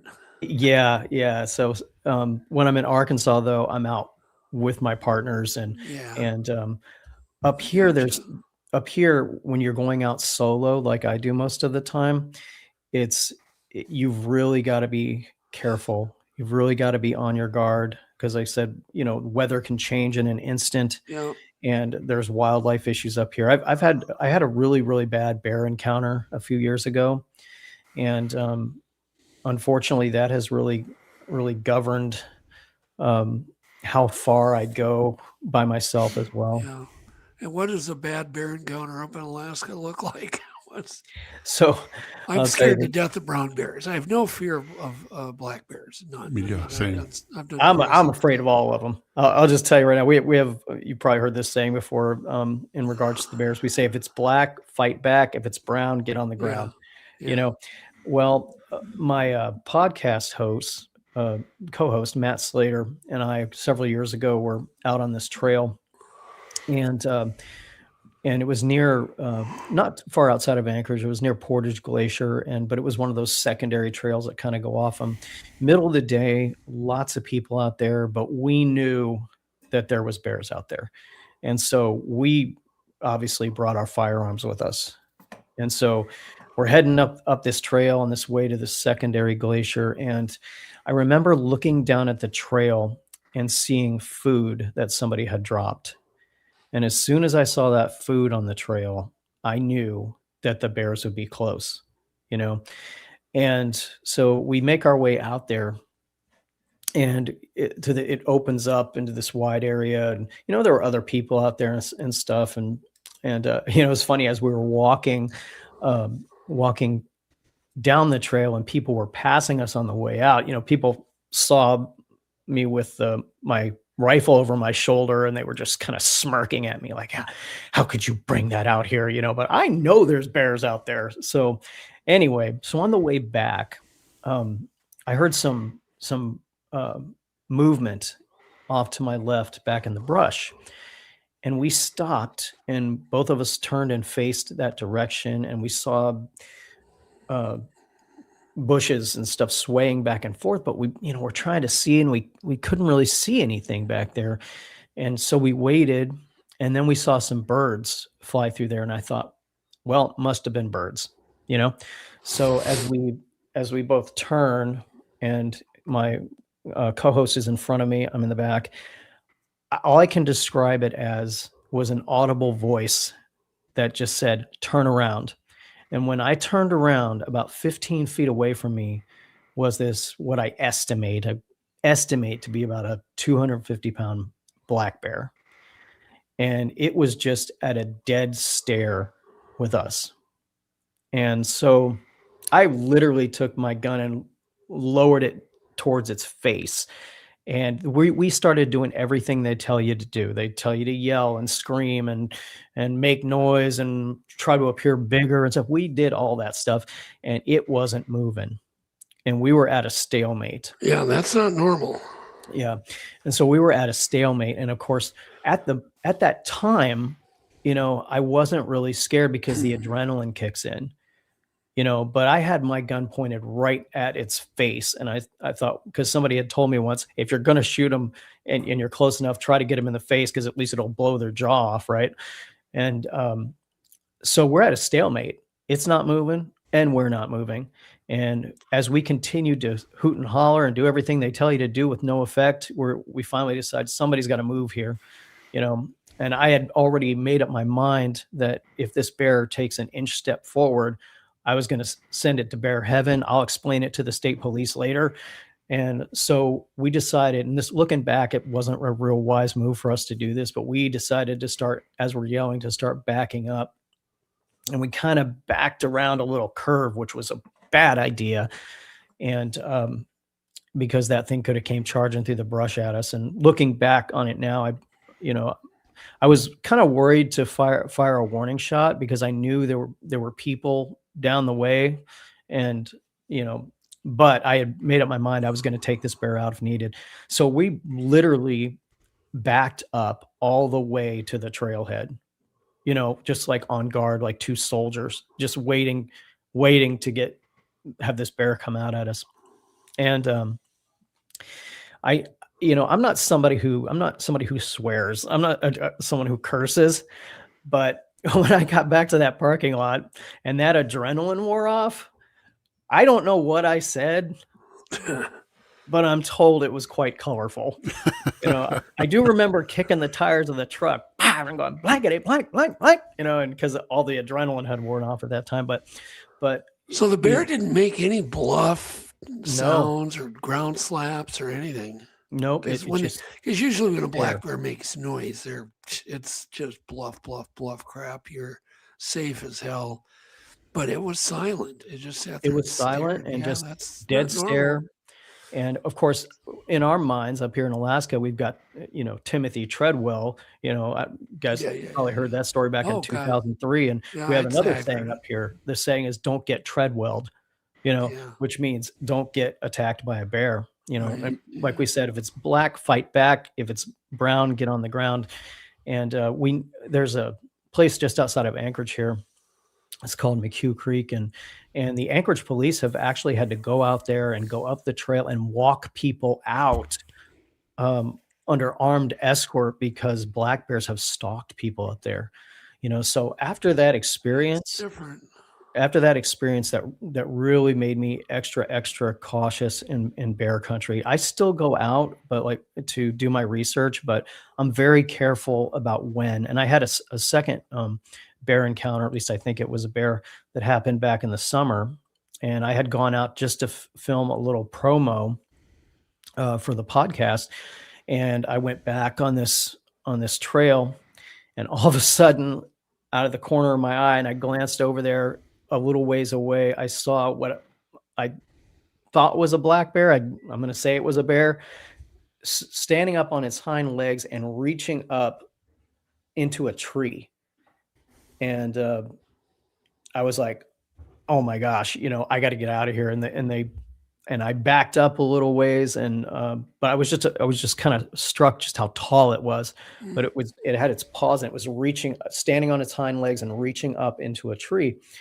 And it hadn't seen me yet. It was a pretty windy day, and it hadn't caught sight of me or caught whiff of me yet. So I kind of backed up until I thought I was out of its sight. And it's been a long time since these feet moved that fast. But I literally ran down that trail all the way. And again, bad idea. You're not supposed to run, but I figured I was at a safe distance where it couldn't see me at least. And so I ran all the way back to the truck. And the last time I had to run from wildlife was actually when we were out doing research in Arkansas. And, William Lunsford and I were out there in the woods, and he had the firearm. We bring firearms with us because of the snakes and the wild hogs. And so I had kind of wandered away from him. We were out on private property doing an investigation out there. And as I'm making my way through the brush, I was actually on the phone with another researcher in South Carolina at the time. Her name's Robin Haynes. And I was on the phone with her, and I heard wild hogs coming through the brush in front of me. And I always tell people, I didn't know I could climb a tree that fast, but fear will inspire you. And I had already been told by the people down there in Arkansas that these wild hogs are mad 100% of the time.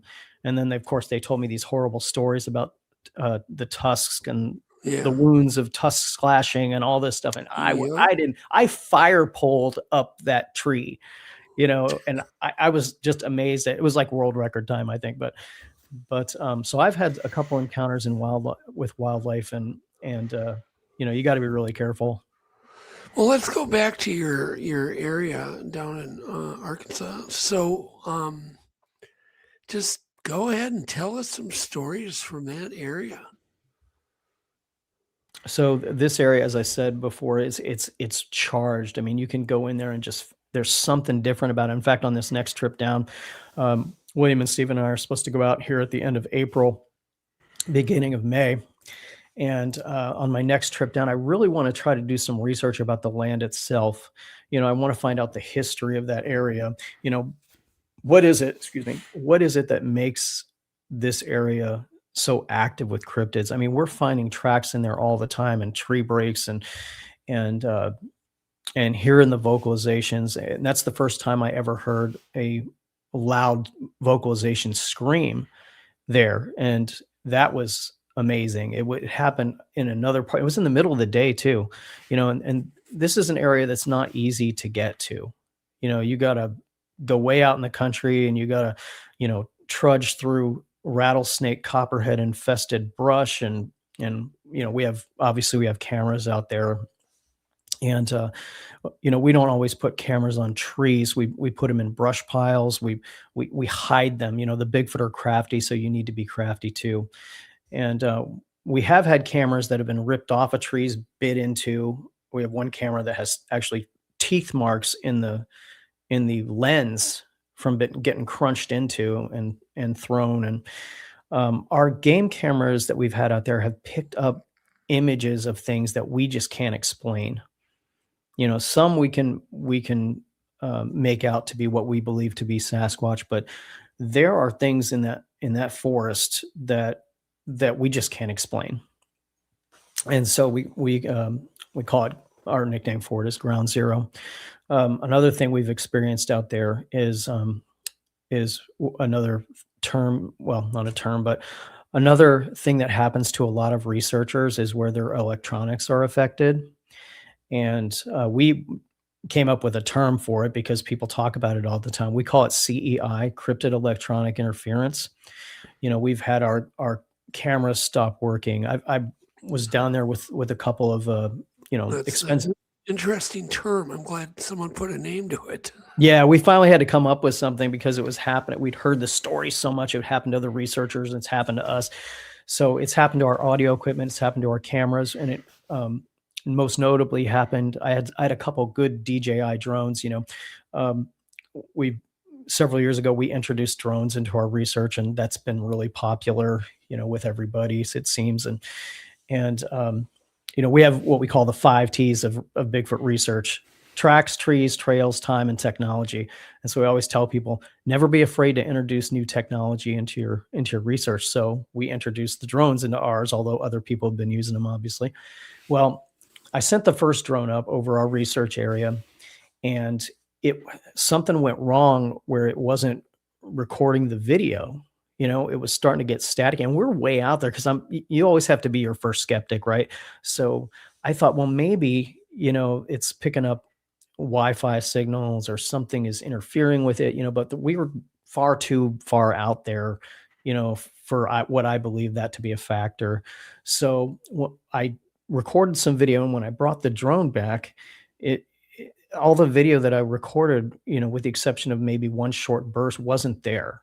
You know, it was just gone. It was just gone. And maybe the couple of the still photos that I took, you know, out of all the ones that I took, you know, there were just a handful that came out. And I thought, okay, no problem. You know, I put that drone aside, and then I took the next drone, which was actually the next model up, you know, and I thought, well, I'll send this drone up and see what kind of results we get. And so I sent that drone up, sent that out over the research area, over the wooded areas. And again, I was experiencing more problems with it. And so, you know, I made what I thought was several video recordings up there. And when I brought the drone back, there was no video. It was just gone, you know, and also there was static that was occurring on the display screen. And I was just like, what is going on here? I said, like, one drone going out and have problems. Yeah, that can happen. 2 though, and this was the next model up. These are DJI drones, you know, these aren't like, you know, dime store drones. And so our drones were interfered with, over a particular area, and we also went out there several years ago when they had the eclipse. Arkansas was one of those prime viewing areas for the eclipse, and we thought, you know what? Let's get out there in the research area during the eclipse. Let's see if this has any effect on the cryptids that we know to be in that area. When I say the cryptids, I'm talking Bigfoot. We've had Dogman sightings out there as well, and we'll get to that. But this research area is actually what made me a believer in Dogman. Because I wasn't really sold on Dogman, but once I got down there, started seeing the evidence and the tracks and the things that our cameras were coming up with, I completely changed course on that one. So we got out there during the eclipse, and I actually did a video. I sent one of the drones. This is a different trip, so I sent a drone up to hover over the research area and to record the light changes, and it got really, really dark. And when it got really dark, William, did some calls out there. We heard what we believe was one response, but it was just made that whole place just more eerie, and the forest came alive again, just like it does at night. We heard all those insects and it was just a bizarre experience. And we heard some off in the distance. We heard some what we believed to be possible wood knocks. So we heard a little vocalization, some whoops and all that. But the whole landscape obviously changed. The temperature dropped. Like what seemed to be like 5 degrees, 6 degrees, but it was a pretty extreme temperature drop. But we wanted to see if we could gauge the cryptid activity during the eclipse. And but yeah, we heard some noise and did a few calls, and as the light started coming back, it was like it was very weird. It was like the plagues of Egypt. I don't know where these flies came from, but there were just flies everywhere.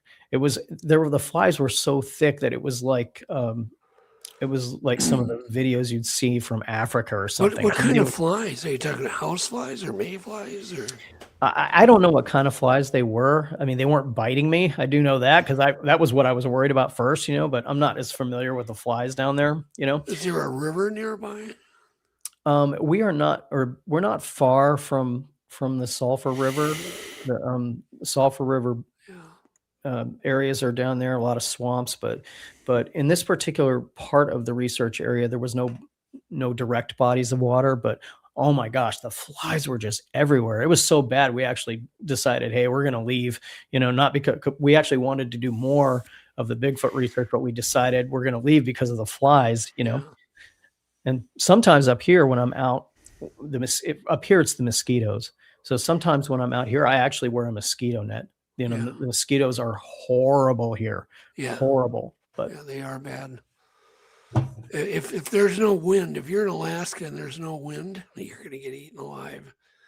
The mosquitoes just get, and the black flies too are bad, and they take chunks out of you.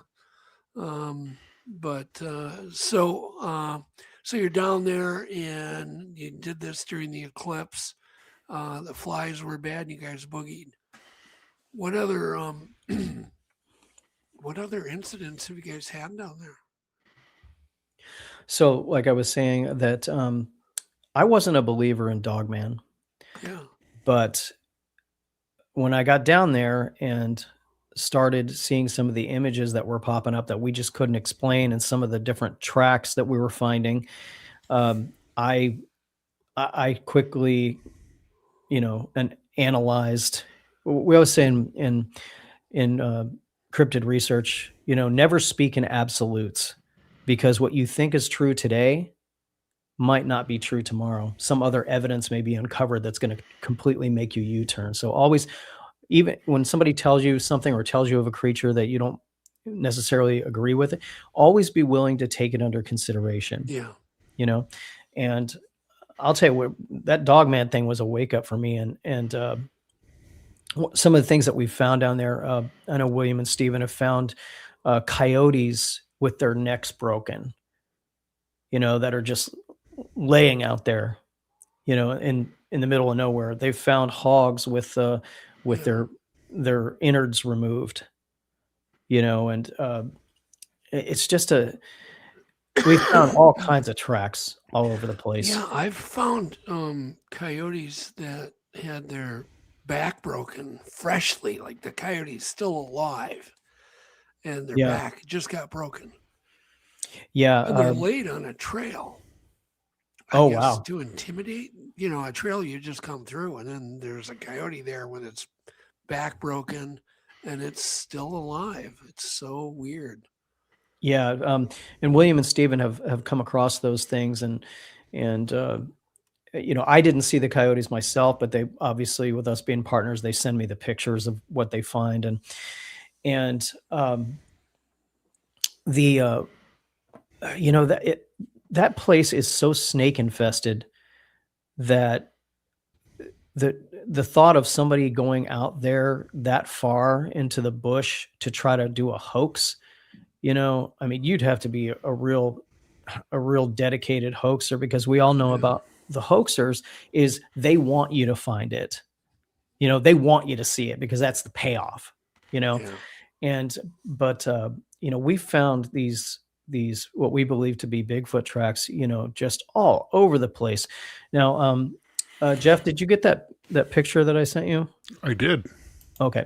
So this comes from Ground Zero, and the background on this one, that's my foot right there.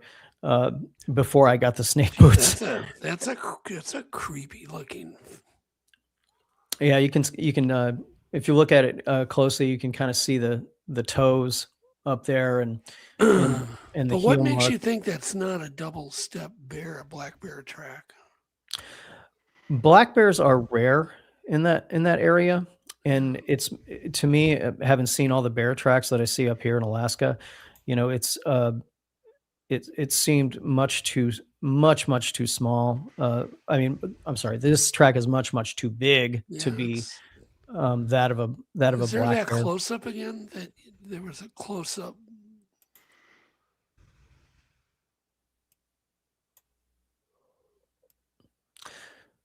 So odd.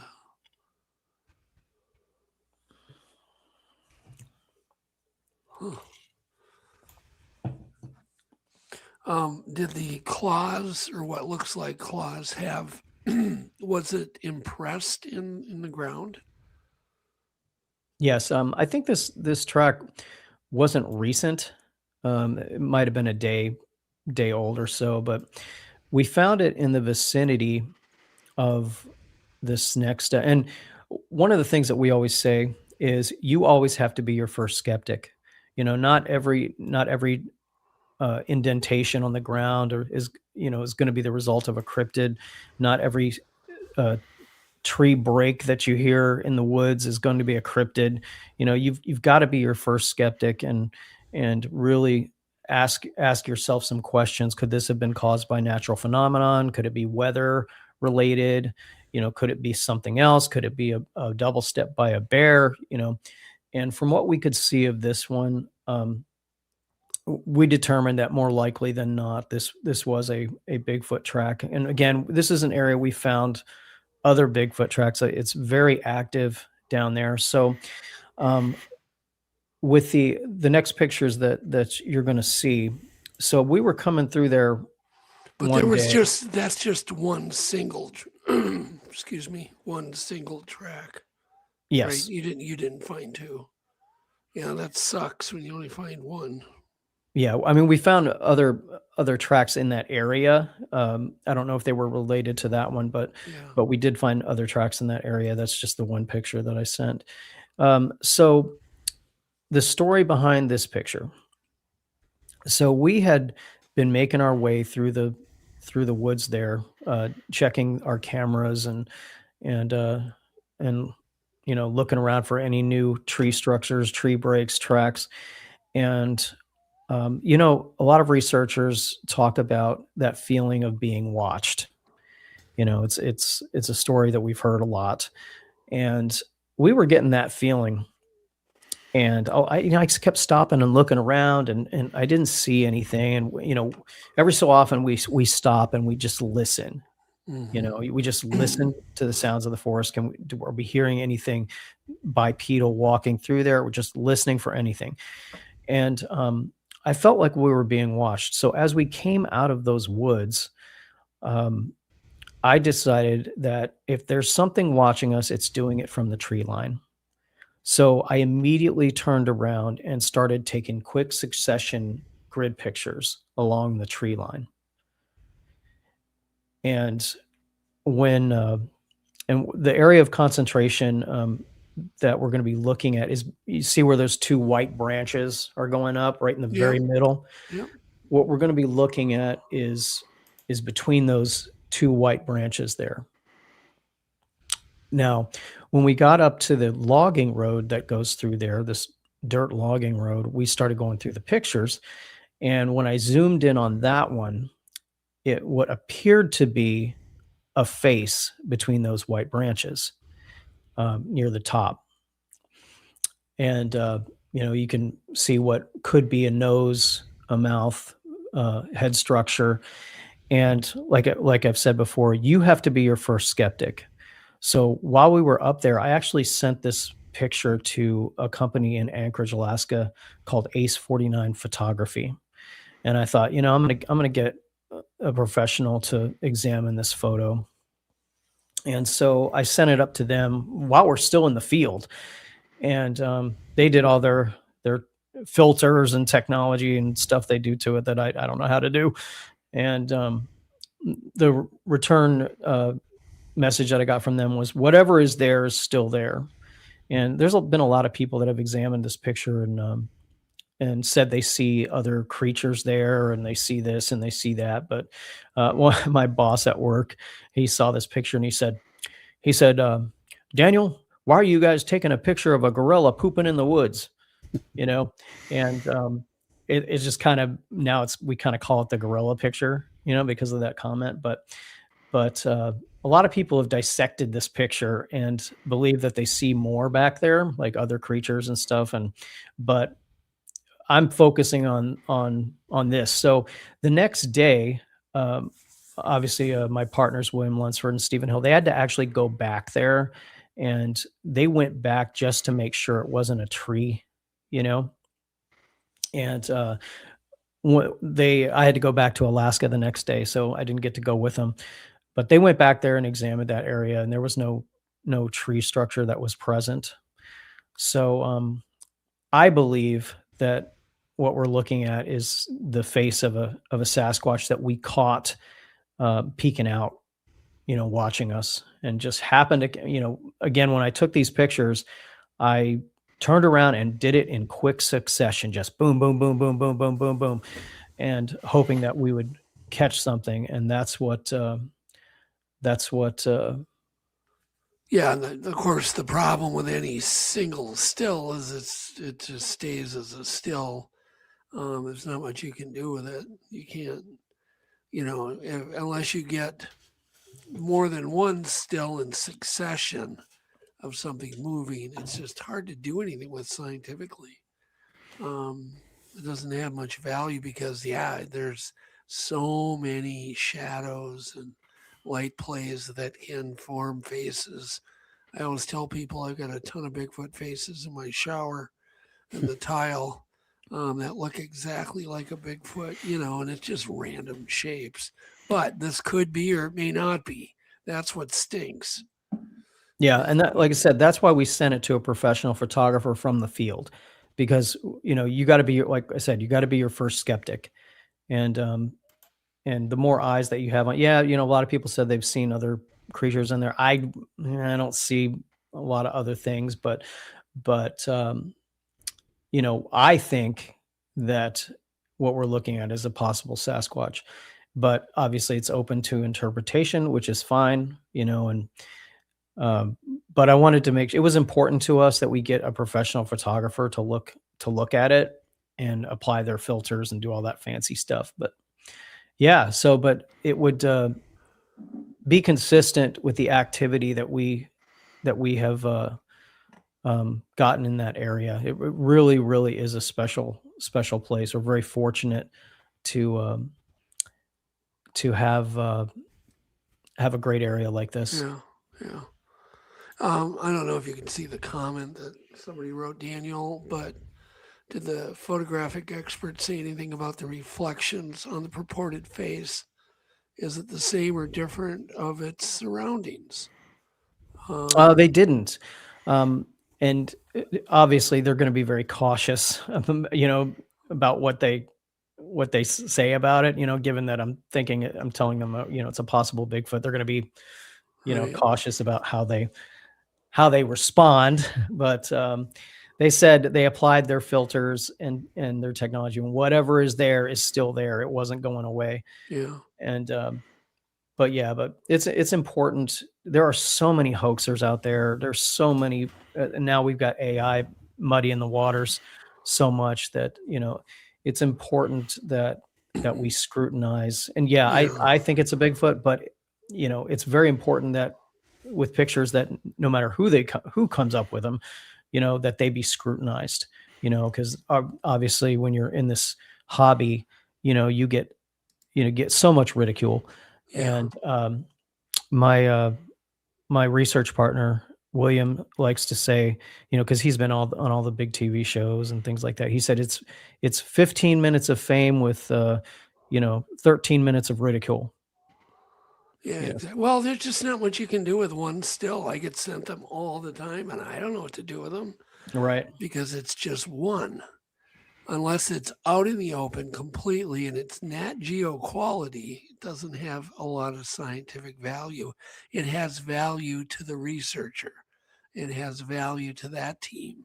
But outside of that, it doesn't have any scientific, because you can't do anything with it. It's too much obstructions and whatnot.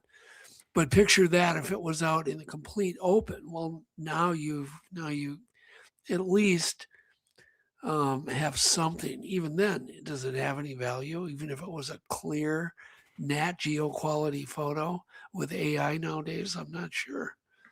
I don't know that squares. We used to always talk about it, and me and Matt Moneymaker used to discuss that it would take a number of successive crystal clear out in the open photos if they were photos, but Nat Geo quality. And that's a tough thing. No one's done it. Like nobody's done it. So I'm not going to put your photo down because I haven't gotten anything like that. Not even close.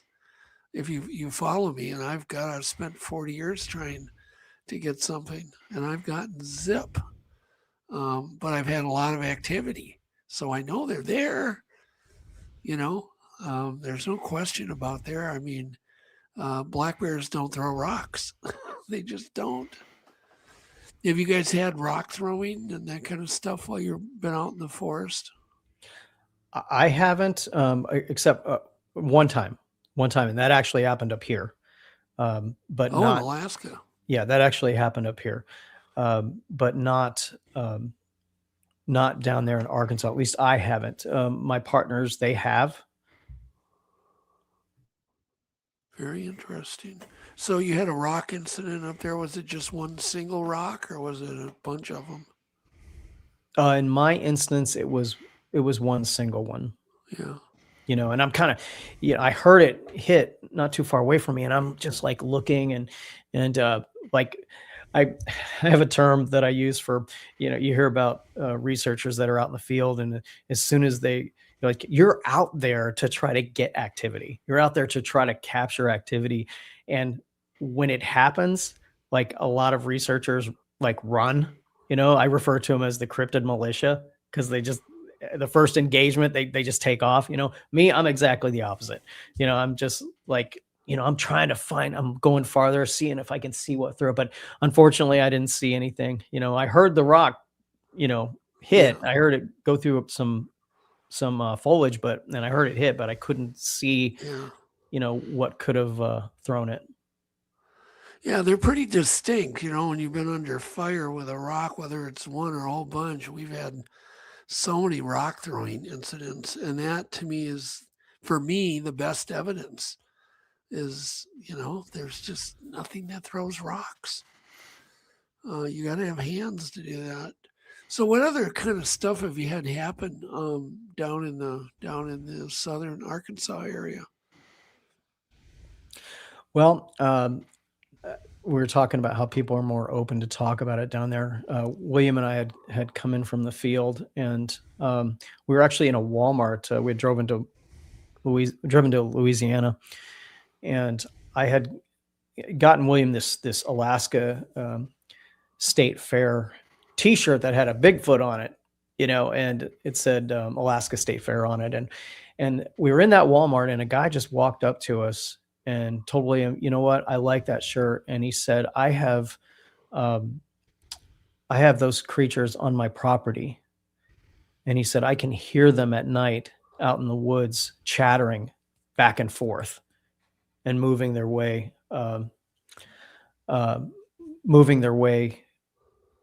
around on my land. And he told us that he lived, way out in the country. And he actually invited us to come out there and research on his property. I didn't, obviously I had to come back to Alaska, so I didn't get to go. And, but I know that William and Steven are hoping to work out a schedule where they can go visit there. So also the last trip, I think it was the last trip I was down, William and I went out to investigate some property that was on the Oklahoma border, again, way out in the sticks. And this gentleman had told us that he had aggressive Sasquatch on his property that had been ripping deer apart.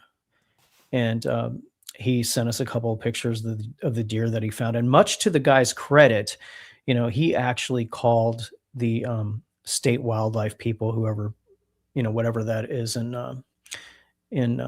Arkansas, to actually come out there and actually document it.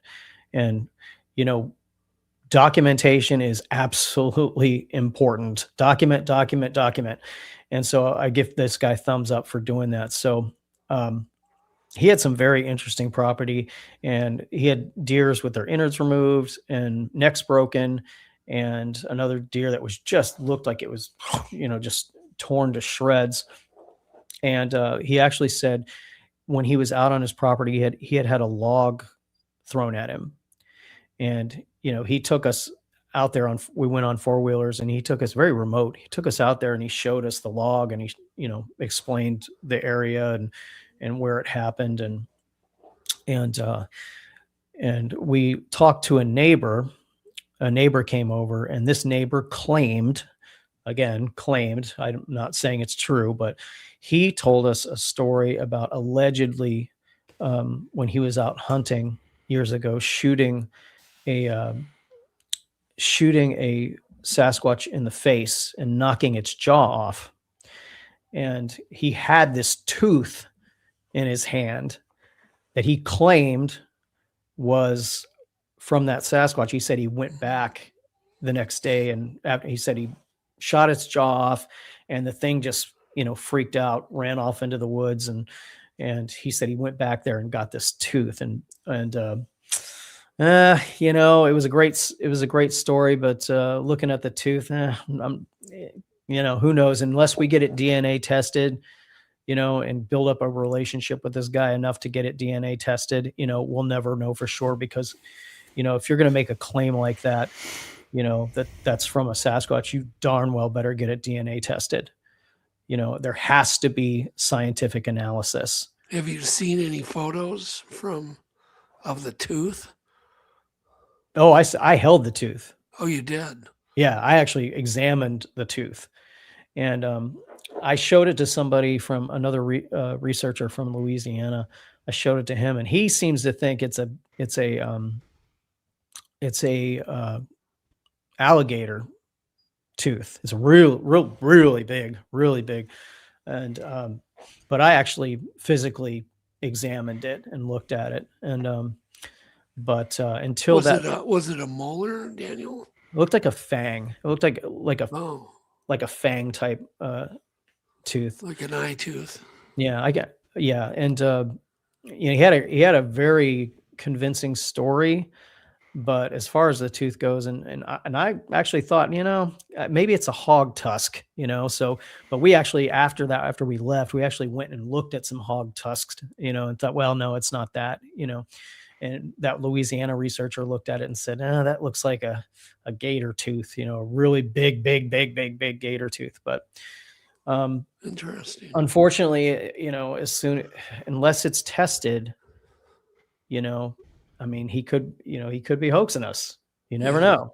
But DNA, thank goodness. I mean, it's still very expensive, but it's going to get lower. I think we're going to see major breakthroughs in DNA machines that a group could buy, a research group could pool in and buy one.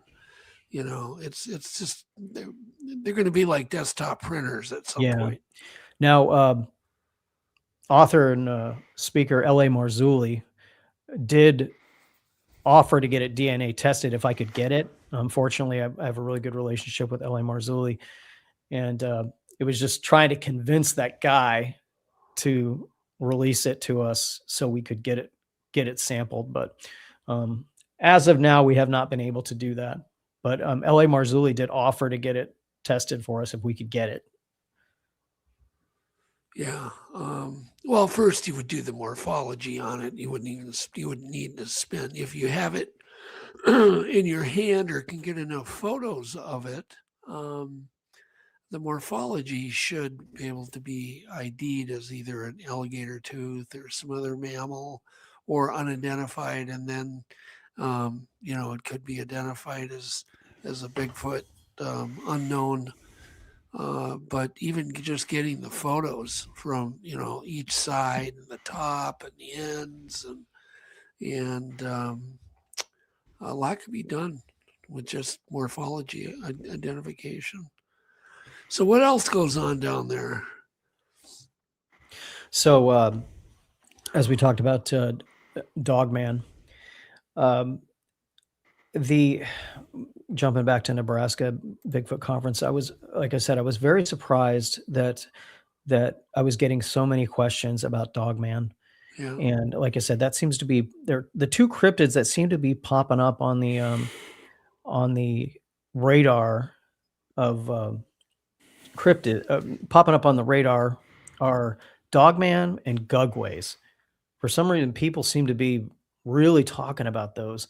And so we have found these large tracks in Ground Zero, these large canine-like tracks that, again, you know, coyotes aren't that big, you know, and as far as I know, there's no wolf activity or hasn't been any recorded wolf activity in that area. But we've been finding these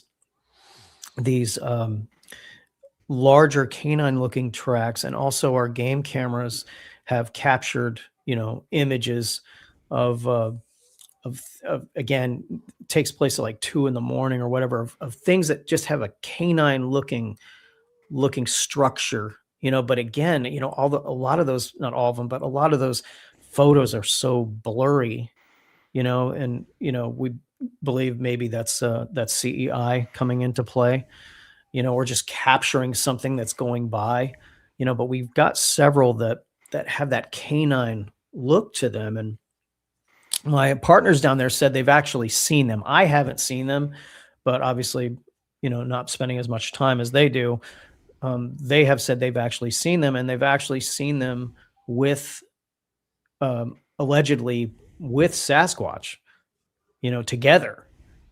And that's another question we got in Nebraska. Does anybody ever talk about seeing this Bigfoot and Dogman together?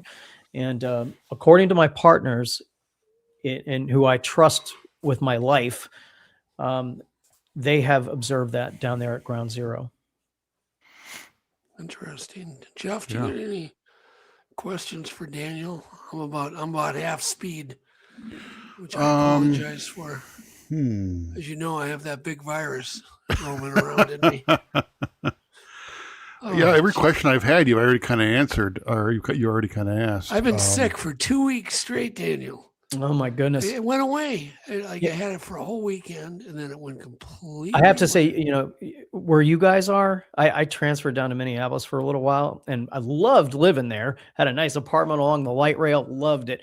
By the way, it's the first place I ever saw a wild turkey was in Minneapolis, in town. I couldn't believe it. Yeah, we But got 'em here. it's Lots of 'em here. colder there. It's colder there than it is in Anchorage.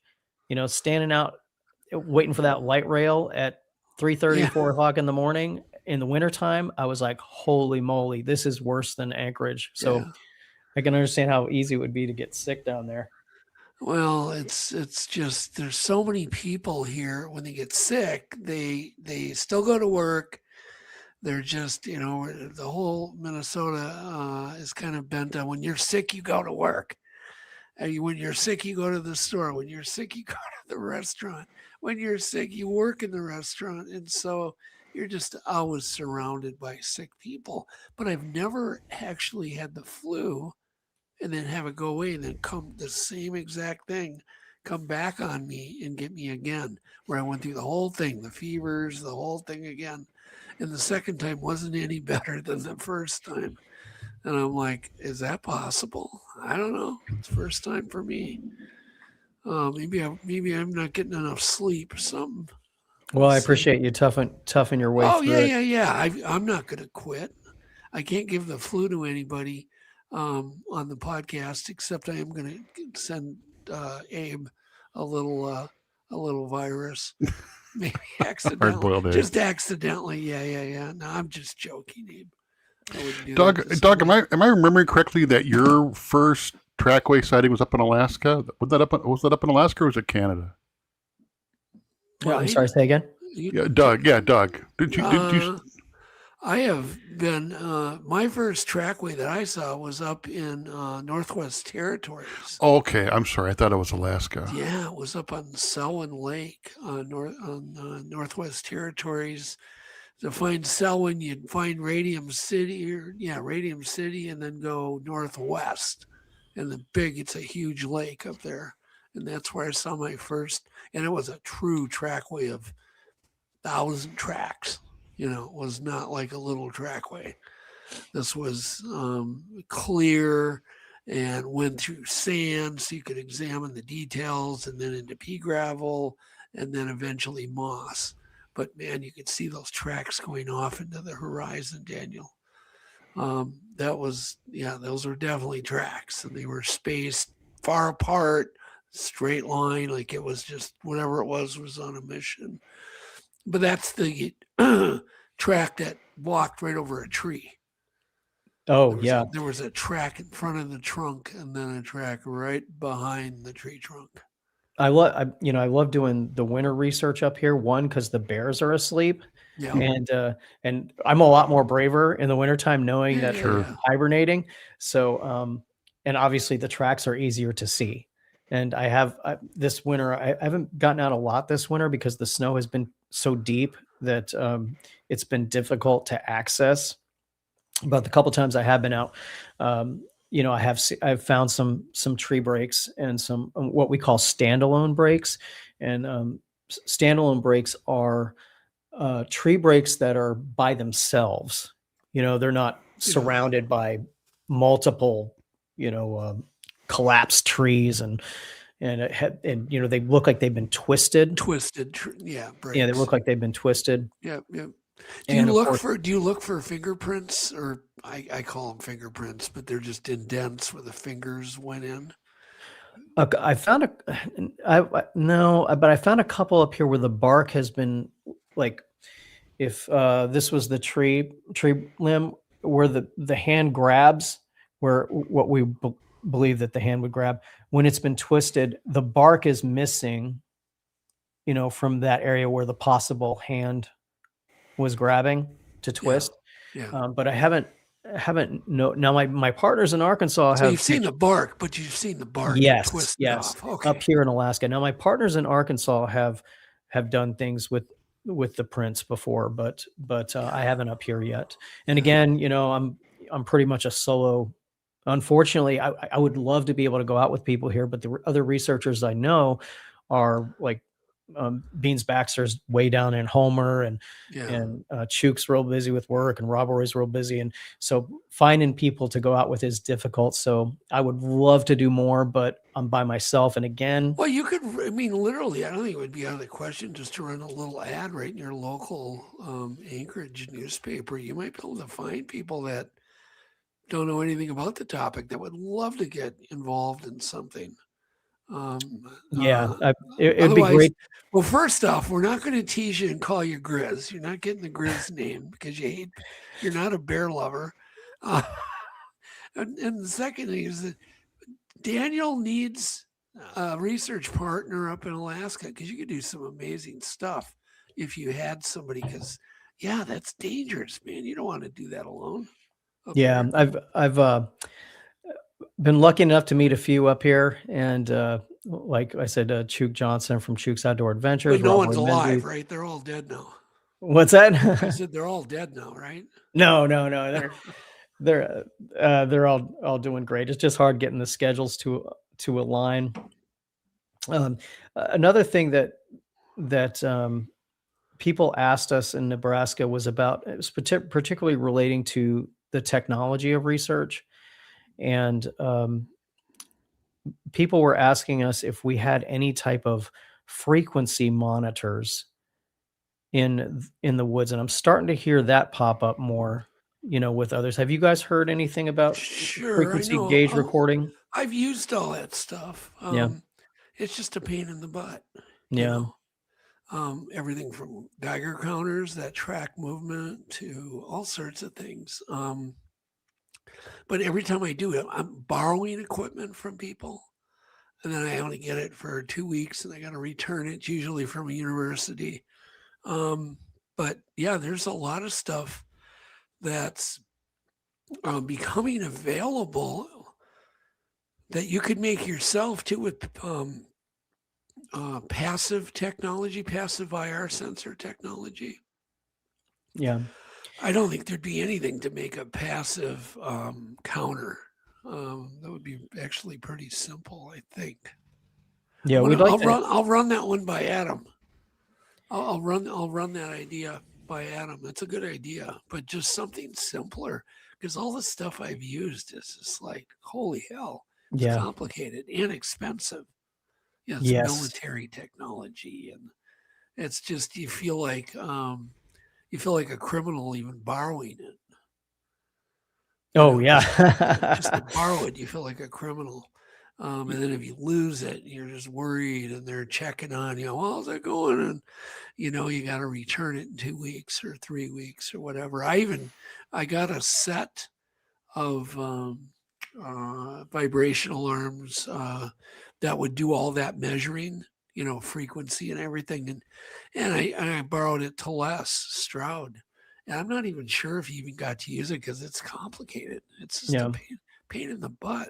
But if somebody could develop like little cheap passive sensors with counters on them, that would be pretty cool. No, in all the people that I've interviewed on the podcast and hearing the stories of encounters and experiences, and probably the best thing has been, we have this little thing we call the Cryptid Wilderness Research Network. And it's not a network as in like podcast network or anything like you guys have with your network. It's a network of podcasters and researchers that all cooperate with each other, and we all have the same goal, and that's proving that these creatures exist. And like, I'm not very good at the audio stuff, but I know that I can call James Lady from the Michigan Aboriginal Project, who's great with that stuff, and say, hey, can you help me out here?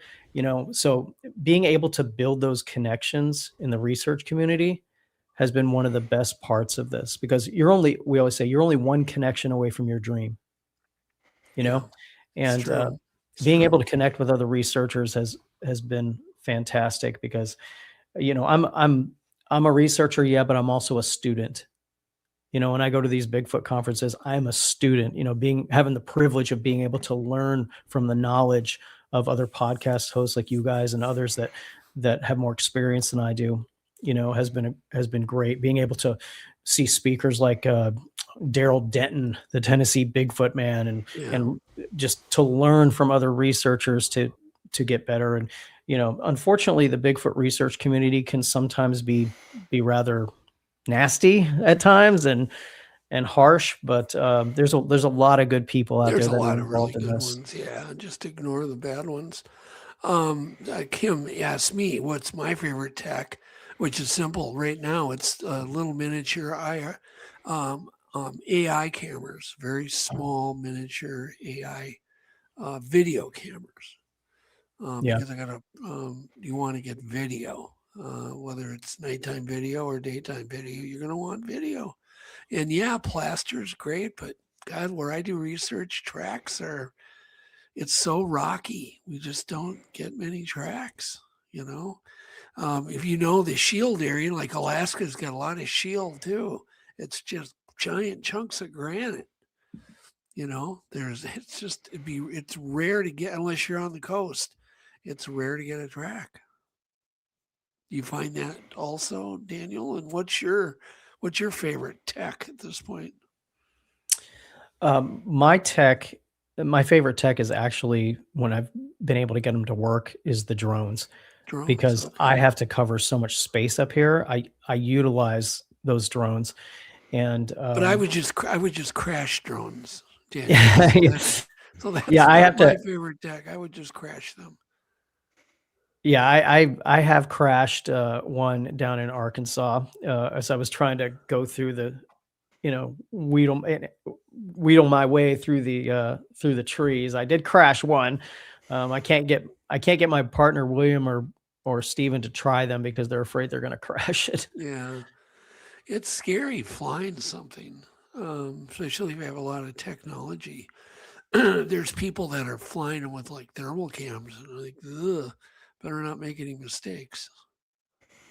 I would like to get into the audio more, and I've been looking at several different types of recorders. I got to hand it to those researchers that are into the audio, because I always say the audio is just as important as the video. It is. And for those guys and gals that are into that audio, who comb over hours and hours and hours of recordings, maybe for just a couple of seconds of vocalizations or tree knocks, thumbs up to them, because that takes a lot of dedication and a lot of time.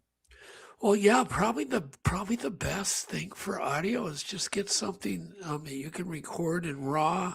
The Zoom has got some, they're not cheap. They're like $300, but if you can record in RAW, then they can really dig deep and shave layers. And that's what we're going to be presenting on next Sunday, Jeff.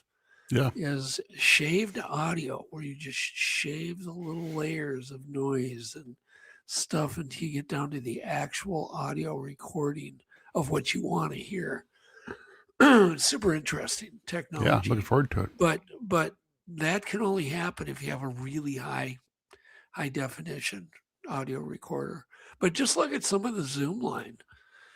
And you should always be recording audio. Always, because for some reason the Bigfoots don't seem to give a damn about audio recorders.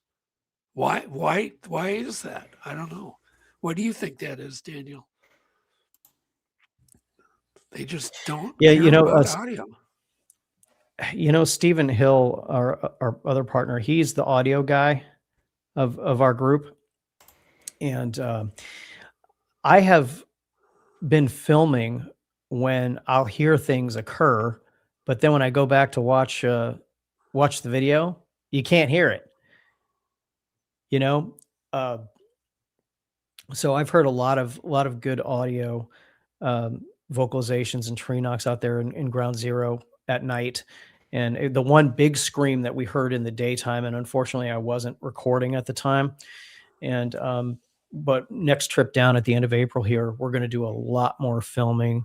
Yeah. We're going to initiate a couple new things that we haven't done. Other people have done it, but like the last time somebody gave me a shofar, an Israeli shofar to use out in the woods to see if we could get a response.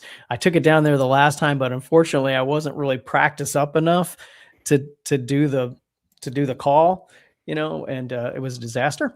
And but I think I have learned it enough now. So on the next trip, I'll be able to do that. And then somebody suggested that we do the Aztec death whistle, Oh out God, there yeah, no, in no, the no, research no, area. no, So no, yeah, no, somebody no. suggested that. Don't do it. Don't do it. Don't do it. Don't Yeah, do it. and see if we could get the recordings of the responses when that happened. Now, when we were out researching the gentleman's property near the Oklahoma border, there were a couple other guys that had come out there and joined us, and they tried to do the Sierra sounds, out there through the woods, which they were doing. But I'm trying to listen for responses. Unfortunately, these guys are all talking at the same time, so I'm like, guys, I'm trying to hear this, but fun nonetheless. But hopefully on this next trip we'll be able to try some new audio stuff as well. And I'm going to purchase my first audio recorder to stick out there in ground zero.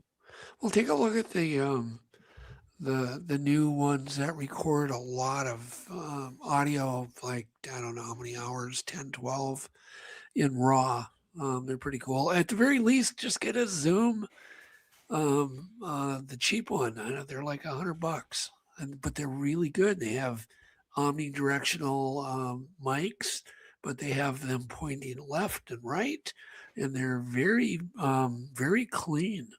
For the money you're paying them, $100. I'm gonna have to purchase them down there because unfortunately, living up here, do you get Amazon delivery there? We do. Anchorage has everything that a regular city has, but sometimes anything with lithium batteries in it is going to be either expensive, or they say they're not going to ship it up here. Well, the Zooms don't have lithium, so you're good there. Oh, good. No, they're not rechargeable. You got to put in, I think, AA batteries in them, and the batteries last forever. And I love getting recommendations from people. Always looking to expand and move forward. I'm looking at. I always got one or two laying around here. Hang on a second. Hold on. I'll be right back.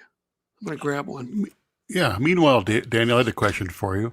What other than next to Bigfoot and Dogman, what other cryptids have you been researching in your stuff? It's mainly Bigfoot, Dogman, and then Gugways, and the only reason that Gugways got on my radar is because of some of the game camera images that we've picked up that my partners claim are Gugways, and all the stories we've heard about Gugways have been absolutely negative. Another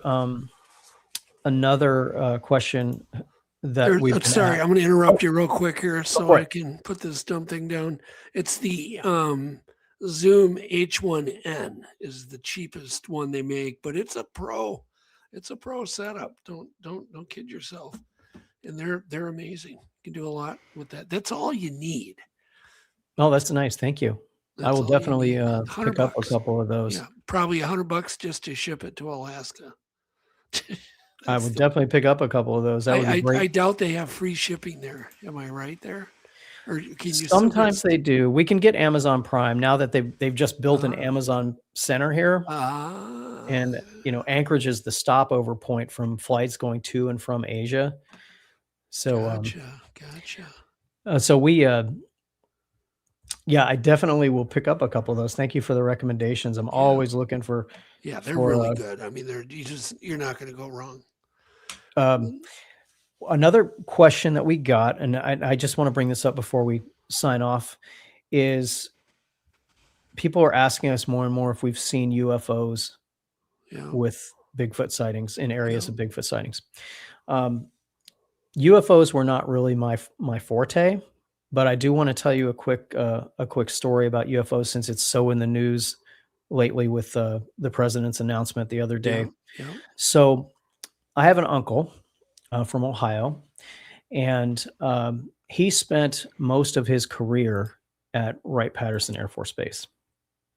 And, if you know the stories about Wright-Patterson Air Force Base, this allegedly, the UFO debris from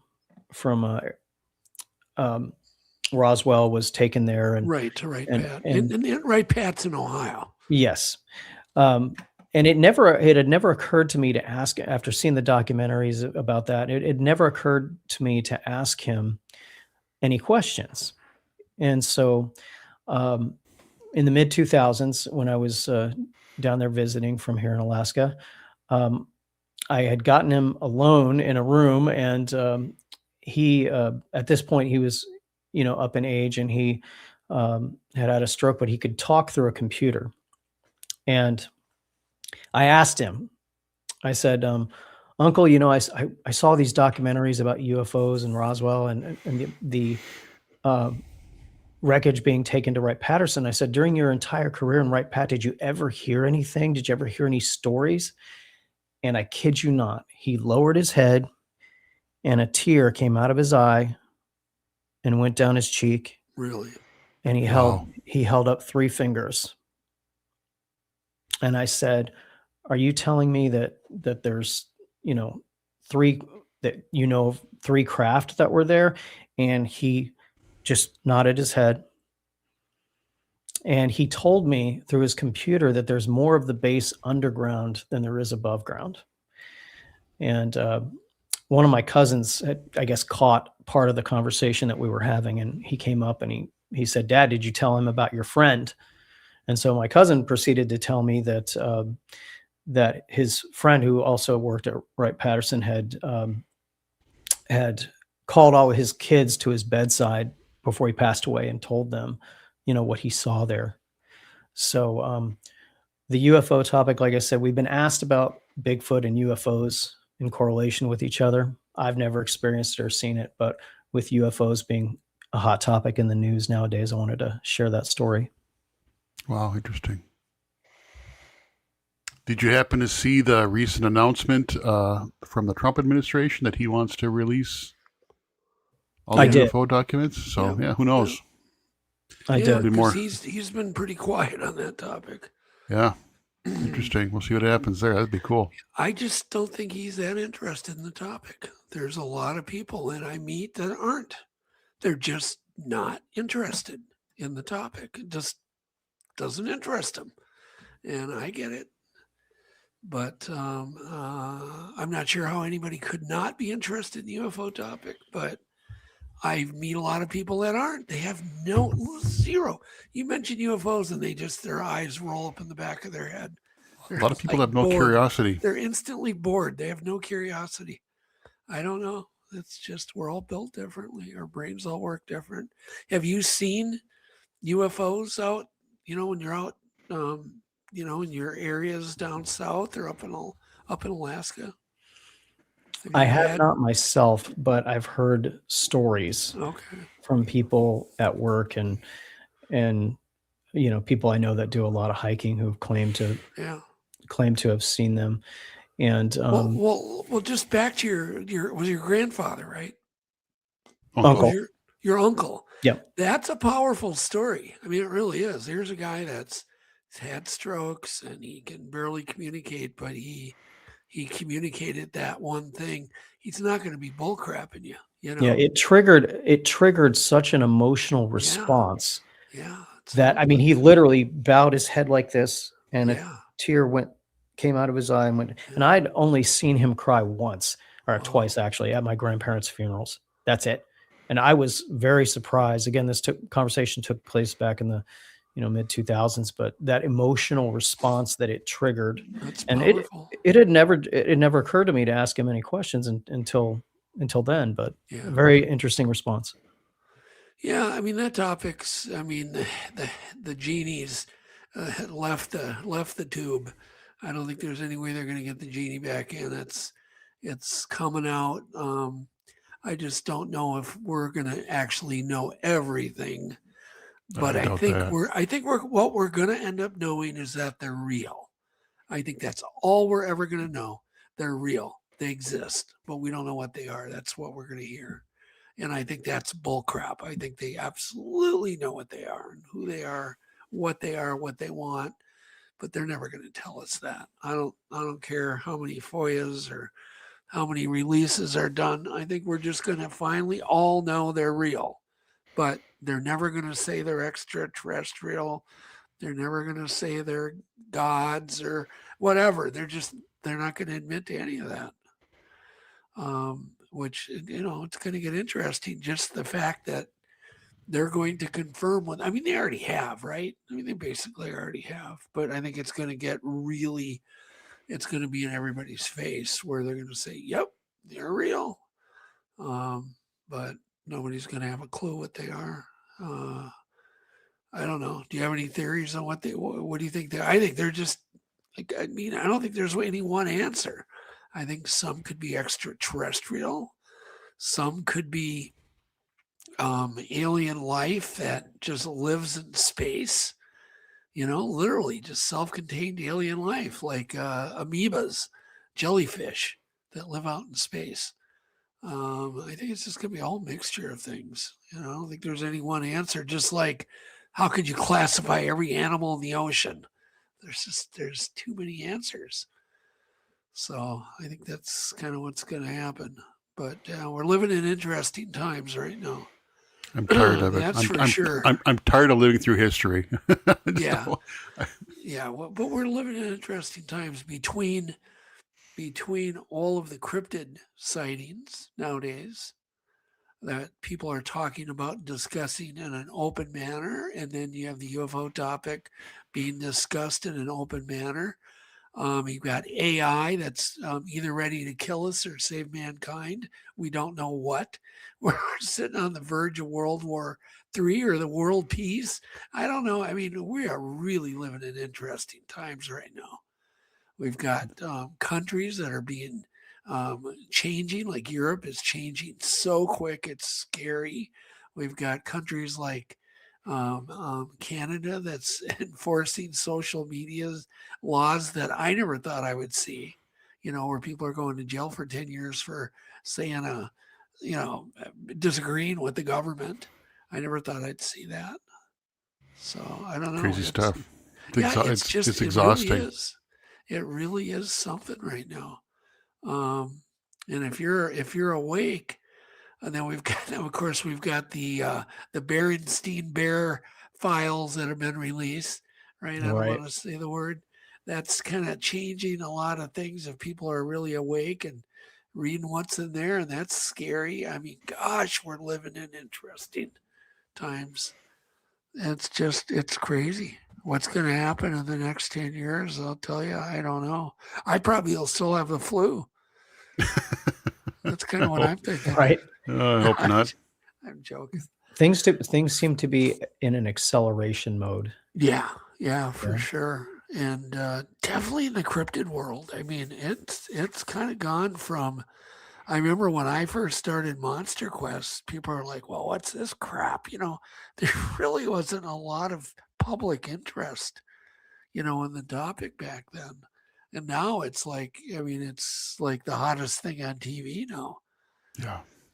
It's really changed. But I don't know. I don't know what the next 10 years holds. Don't look to me for answers, because as far as I can think, anything goes right now, and I wouldn't be surprised by anything. Yeah, that's right back to open mind. Who knows? It wouldn't shock me, Daniel, if there was an article that a Dogman walked out of the forest and walked into the White House. It wouldn't faze me one little bit. Yeah. Or a Bigfoot was, captured and that was found to be an alien species. That wouldn't faze me. Or whatever the answer is, nothing would faze me at this point. I feel like I'm open and ready for any damn thing that comes my way. So are you in that mindset too, Daniel? Open to just about anything? Absolutely. I every morning when I check the news headlines, I'm just, what am I going to see today?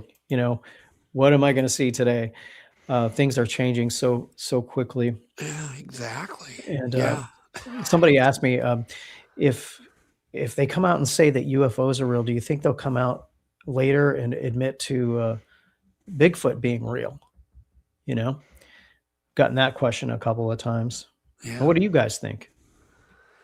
Yeah, it's just times are going to be. I can tell you this: the next 10 years will be the most interesting 10 years, maybe in world history. And we're all here to we're all got front row seats to it. All of us do. If you're awake and if your eyes are wide open, we all have front row seats to maybe the craziest 10 years in world history coming up because of the collision of all of these weird things and artificial intelligence. And don't underestimate what it can do. You know, when I do my AI stuff nowadays, it's freaky. Like I'm watching it improve week to week. Yeah, it's really fast. Week to week, it's improving. And I'm like, was I doing something wrong 2 weeks ago? And I'm thinking, no, it's just improved. You know, and we don't have access to the real cutting edge. I mean, think about that. There's stuff being tested and worked on that's way beyond anything we have access to. Oh my God! I figured that we could be as my brother James worked on AI when I was a child. That was a long time ago. He was working on secret military stuff and AI stuff back when I was a kid. AI for him was just a normal thing. And I had heard the word AI since I was 6. He worked on things like, I'm working on the Saturn, modernizing the Saturn plant with AI. Well, Saturn's been out of business for 20, 30 years already. But he modernized the automation using AI for that. So AI is probably maybe what we've got 20 to 30 years behind what the government's got. Oh, at least, yeah, for sure. 20 to 30 years. So whatever we can do on it, think about what they can do. It's insane. And what was with the most shocking thing I've heard, and you guys can check it out. Trump's science advisor said we can manipulate time and space now. And I went, what? This was at a press conference. Look it up. You don't believe me. And he just says it. And I thought, well, that's going to be in the front page news everywhere. Not a thing mentioned about it. I actually saw that too, but nothing came of it. What the hell did he mean? We can fully manipulate time and space now. Just terrifying idea. That's terrifying. Yeah. But it didn't even make a small town newspaper headline the next day. And that also weirds me out. Like, how could people be that asleep? Sometimes I think Americans are so comfortable, in their lives. We're so distracted. Well, bread and circuses. We're all distracted by design. What did you call it? Bread and circuses? Bread and circuses. That's from Rome. It's just to keep the masses distracted while the elites do what they want to do. And it works. It's worked for a really long time, and it's going to keep working. They've got us. But how does a science advisor come on the air and do a press conference and say we can manipulate time and space, and then not a word about it after that? I've never heard it brought up by any talk show hosts. I haven't heard it brought up by anybody. Has nobody interviewed the guy? The guy that made that statement? It'd be kind of nice to get an interview. Let's get him on our show. So can we get the Secretary of Science on our show, Jeff, tomorrow? Yeah. You would think somebody would have went, wait, what? Yeah, wait, yeah. What did you say?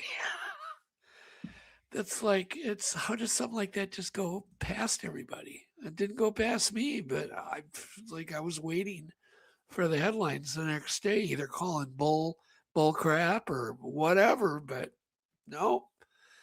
And then you hear about, and I swear to God that Donald Trump mentioned something too, that, we have weapons like that are so advanced that we have he said that multiple times. World. Yeah, that we have a worry in the world. And I'm like, well, that doesn't make sense either. These are just pretty broad, like, what? But, it's all interesting. Didn't Chaos one of them and confusion, Kenny said. Yeah. Didn't one of Maduro's guards talk about getting hit with some sort of sonic weaponry. Yeah. and they- Yes, Yeah. that's pretty well documented now. That's what they use. They kind of knock everybody that's out all. with Yeah. sonic weapons, and Yeah, everybody went to sleep and all the weapons got knocked out too. The people and the weapons got knocked out. So that was interesting. And there really wasn't a whole lot in the news about that. Not a little bit, but not much. The interviews, I've heard some secondhand interviews of some of the people that were in charge in Venezuela saying, "Oh boy, you don't want to mess with the Americans anymore." I'm just like, what? For all we know, they changed time on them. Like they stopped time and went in and did everything and then started time again. Apparently that's what the science advisor said we can do, right? Isn't that what he said? We can manipulate time and space. So maybe that's what they do. I don't know. I have no idea. I'm just blowing diarrhea smoke. That is just unreal. Yeah. And by you would the think way, somebody would have been I'm on glad that. we got on something controversial because this cold medicine kind of makes you. You ever tried this? It's Tylenol, cold and flu. Just makes you like, it just makes you aggressive. Just like, you're ready to fight like anything. You're just ready to take on the world. You feel like crap, but you're also just like kind of ornery. It's funny combo. Anyhow, so all right, let's wind this up. Thank you so much, Daniel. It's good meeting Thank you. You have my phone number. My line's always open to you. You need anything or need any help or whatever, you need a tooth analyzed or looked at, you need whatever. or audio. We have a lot of connections I'm for here. good audio experts. I live the X-Files, so I'm right here for you. Thanks, guys. I appreciate it. Thank you so much for having me on. And Yeah. for CWR, it's going to be a great 2026. We'll be back down in Arkansas here at the end of April, beginning of May. Oh, okay. Probably at the Nebraska Bigfoot Conference again in April. At least my partner will be. You waited right before wood tick season to come down. Oh gosh, we have a tick ritual. That was another thing. We have a tick ritual when we get out of the field down there. You know, it's yes, the ticks. That's the ticks. That's a whole other war. Yeah, it's Yeah, we like have 'em here, too. it's the giant killer. I call them the giant killers. Yeah, and even those things are like infected with God knows what anymore. You know, it's like you don't want to get bit by ticks anymore. Mm-mm. They're full of all sorts of nasty little spirochete bacteriums and things you don't want to get. That make the flu look like a walk in the park. Anyhow, let's do our wisdoms. Yeah, play our stay wisdom. put. So everybody hang tight. We'll be back in 1 minute. We got our wisdom of the week. It's now time for Untold Radio AM Wisdom of the Week. Take note, if you see your parents twice a year and they live 25 more years, that's only about 50 more visits, 50 more ordinary afternoons, 50 more goodbyes in the driveway. That number gets small fast. Don't wait for a better time. Go more often. Stay a little longer. The moments feel routine now, but one day they'll feel priceless. Good night. We hope to see you all next week. If you like the show tonight, please consider giving us a thumbs up, leaving a nice comment, and most of all, subscribing and hitting the bell so you will be notified when a new episode is dropping. Also, please share this episode. Now back to Doug and Jeff for our wrap. Good wisdom as always. Yes, and I coughed through the entire thing backstage. I was coughing. That's really good wisdom. Call But, call you your know, call your mother. That's true. Though. Everybody call your mom. When I heard that fact that once you move out of the house, the average amount of time you see your parents is 50 more times. That's like, wow. Whoa, scary. 40 to 50 is actually the average. That once you move out of the house, you only see your parents 40 to 50 more times. So then, of course, if you're a guy like me who's got kids that are grown up and left, you're thinking, well, I'm only going to see them 40 or 50 times. That's scary stuff. Yeah, it So is. yeah, definitely go spend more time with your parents. It's Mm-hmm. an important thing. Yeah, Absolutely. time moves Anyhow, too fast. Boy, no kidding. Somebody's saying ivermectin. Oh my God. Yeah, I hear it. Maybe that's what I need. I need something. probiotics. Yeah, I'm taking probiotics. I just need to stay away from sick people is what I need. I need to stay away from myself. Anyhow, good night, everybody. We'll be back next week. Like I said, we have David Ellis on, Chris Reinhardt, and Adam Colt. We're going to look at some brand new sounds. And thank you so much, Daniel, for coming on. And thanks, Jeff. And we love everybody. And we will see y'all next week. All right. Good night, everyone. Guys, have a good night. I call you up in the middle of the night. Been bothered by dreams, ain't feeling alright. You give me comfort, say just give it some time. By the end of our talk, I'm feeling just fine. You and I will always know where we belong. This ain't no ordinary love we got going on. I'll pick you up in my 59 Ford. We head on down the road until we get bored. Just you and me and the sun and the wind. If the rain should start falling, we'll head home again. Everybody else can see where we belong.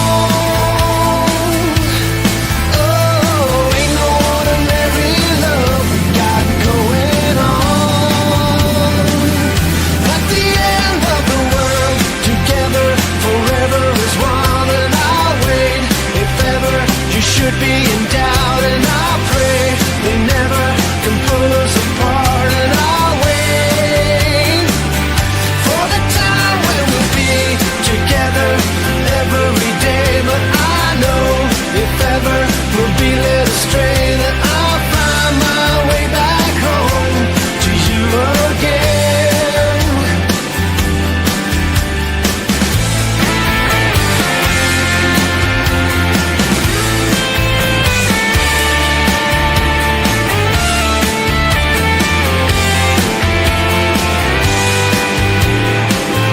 At the end of the world, together forever is one, and I'll wait if ever you should be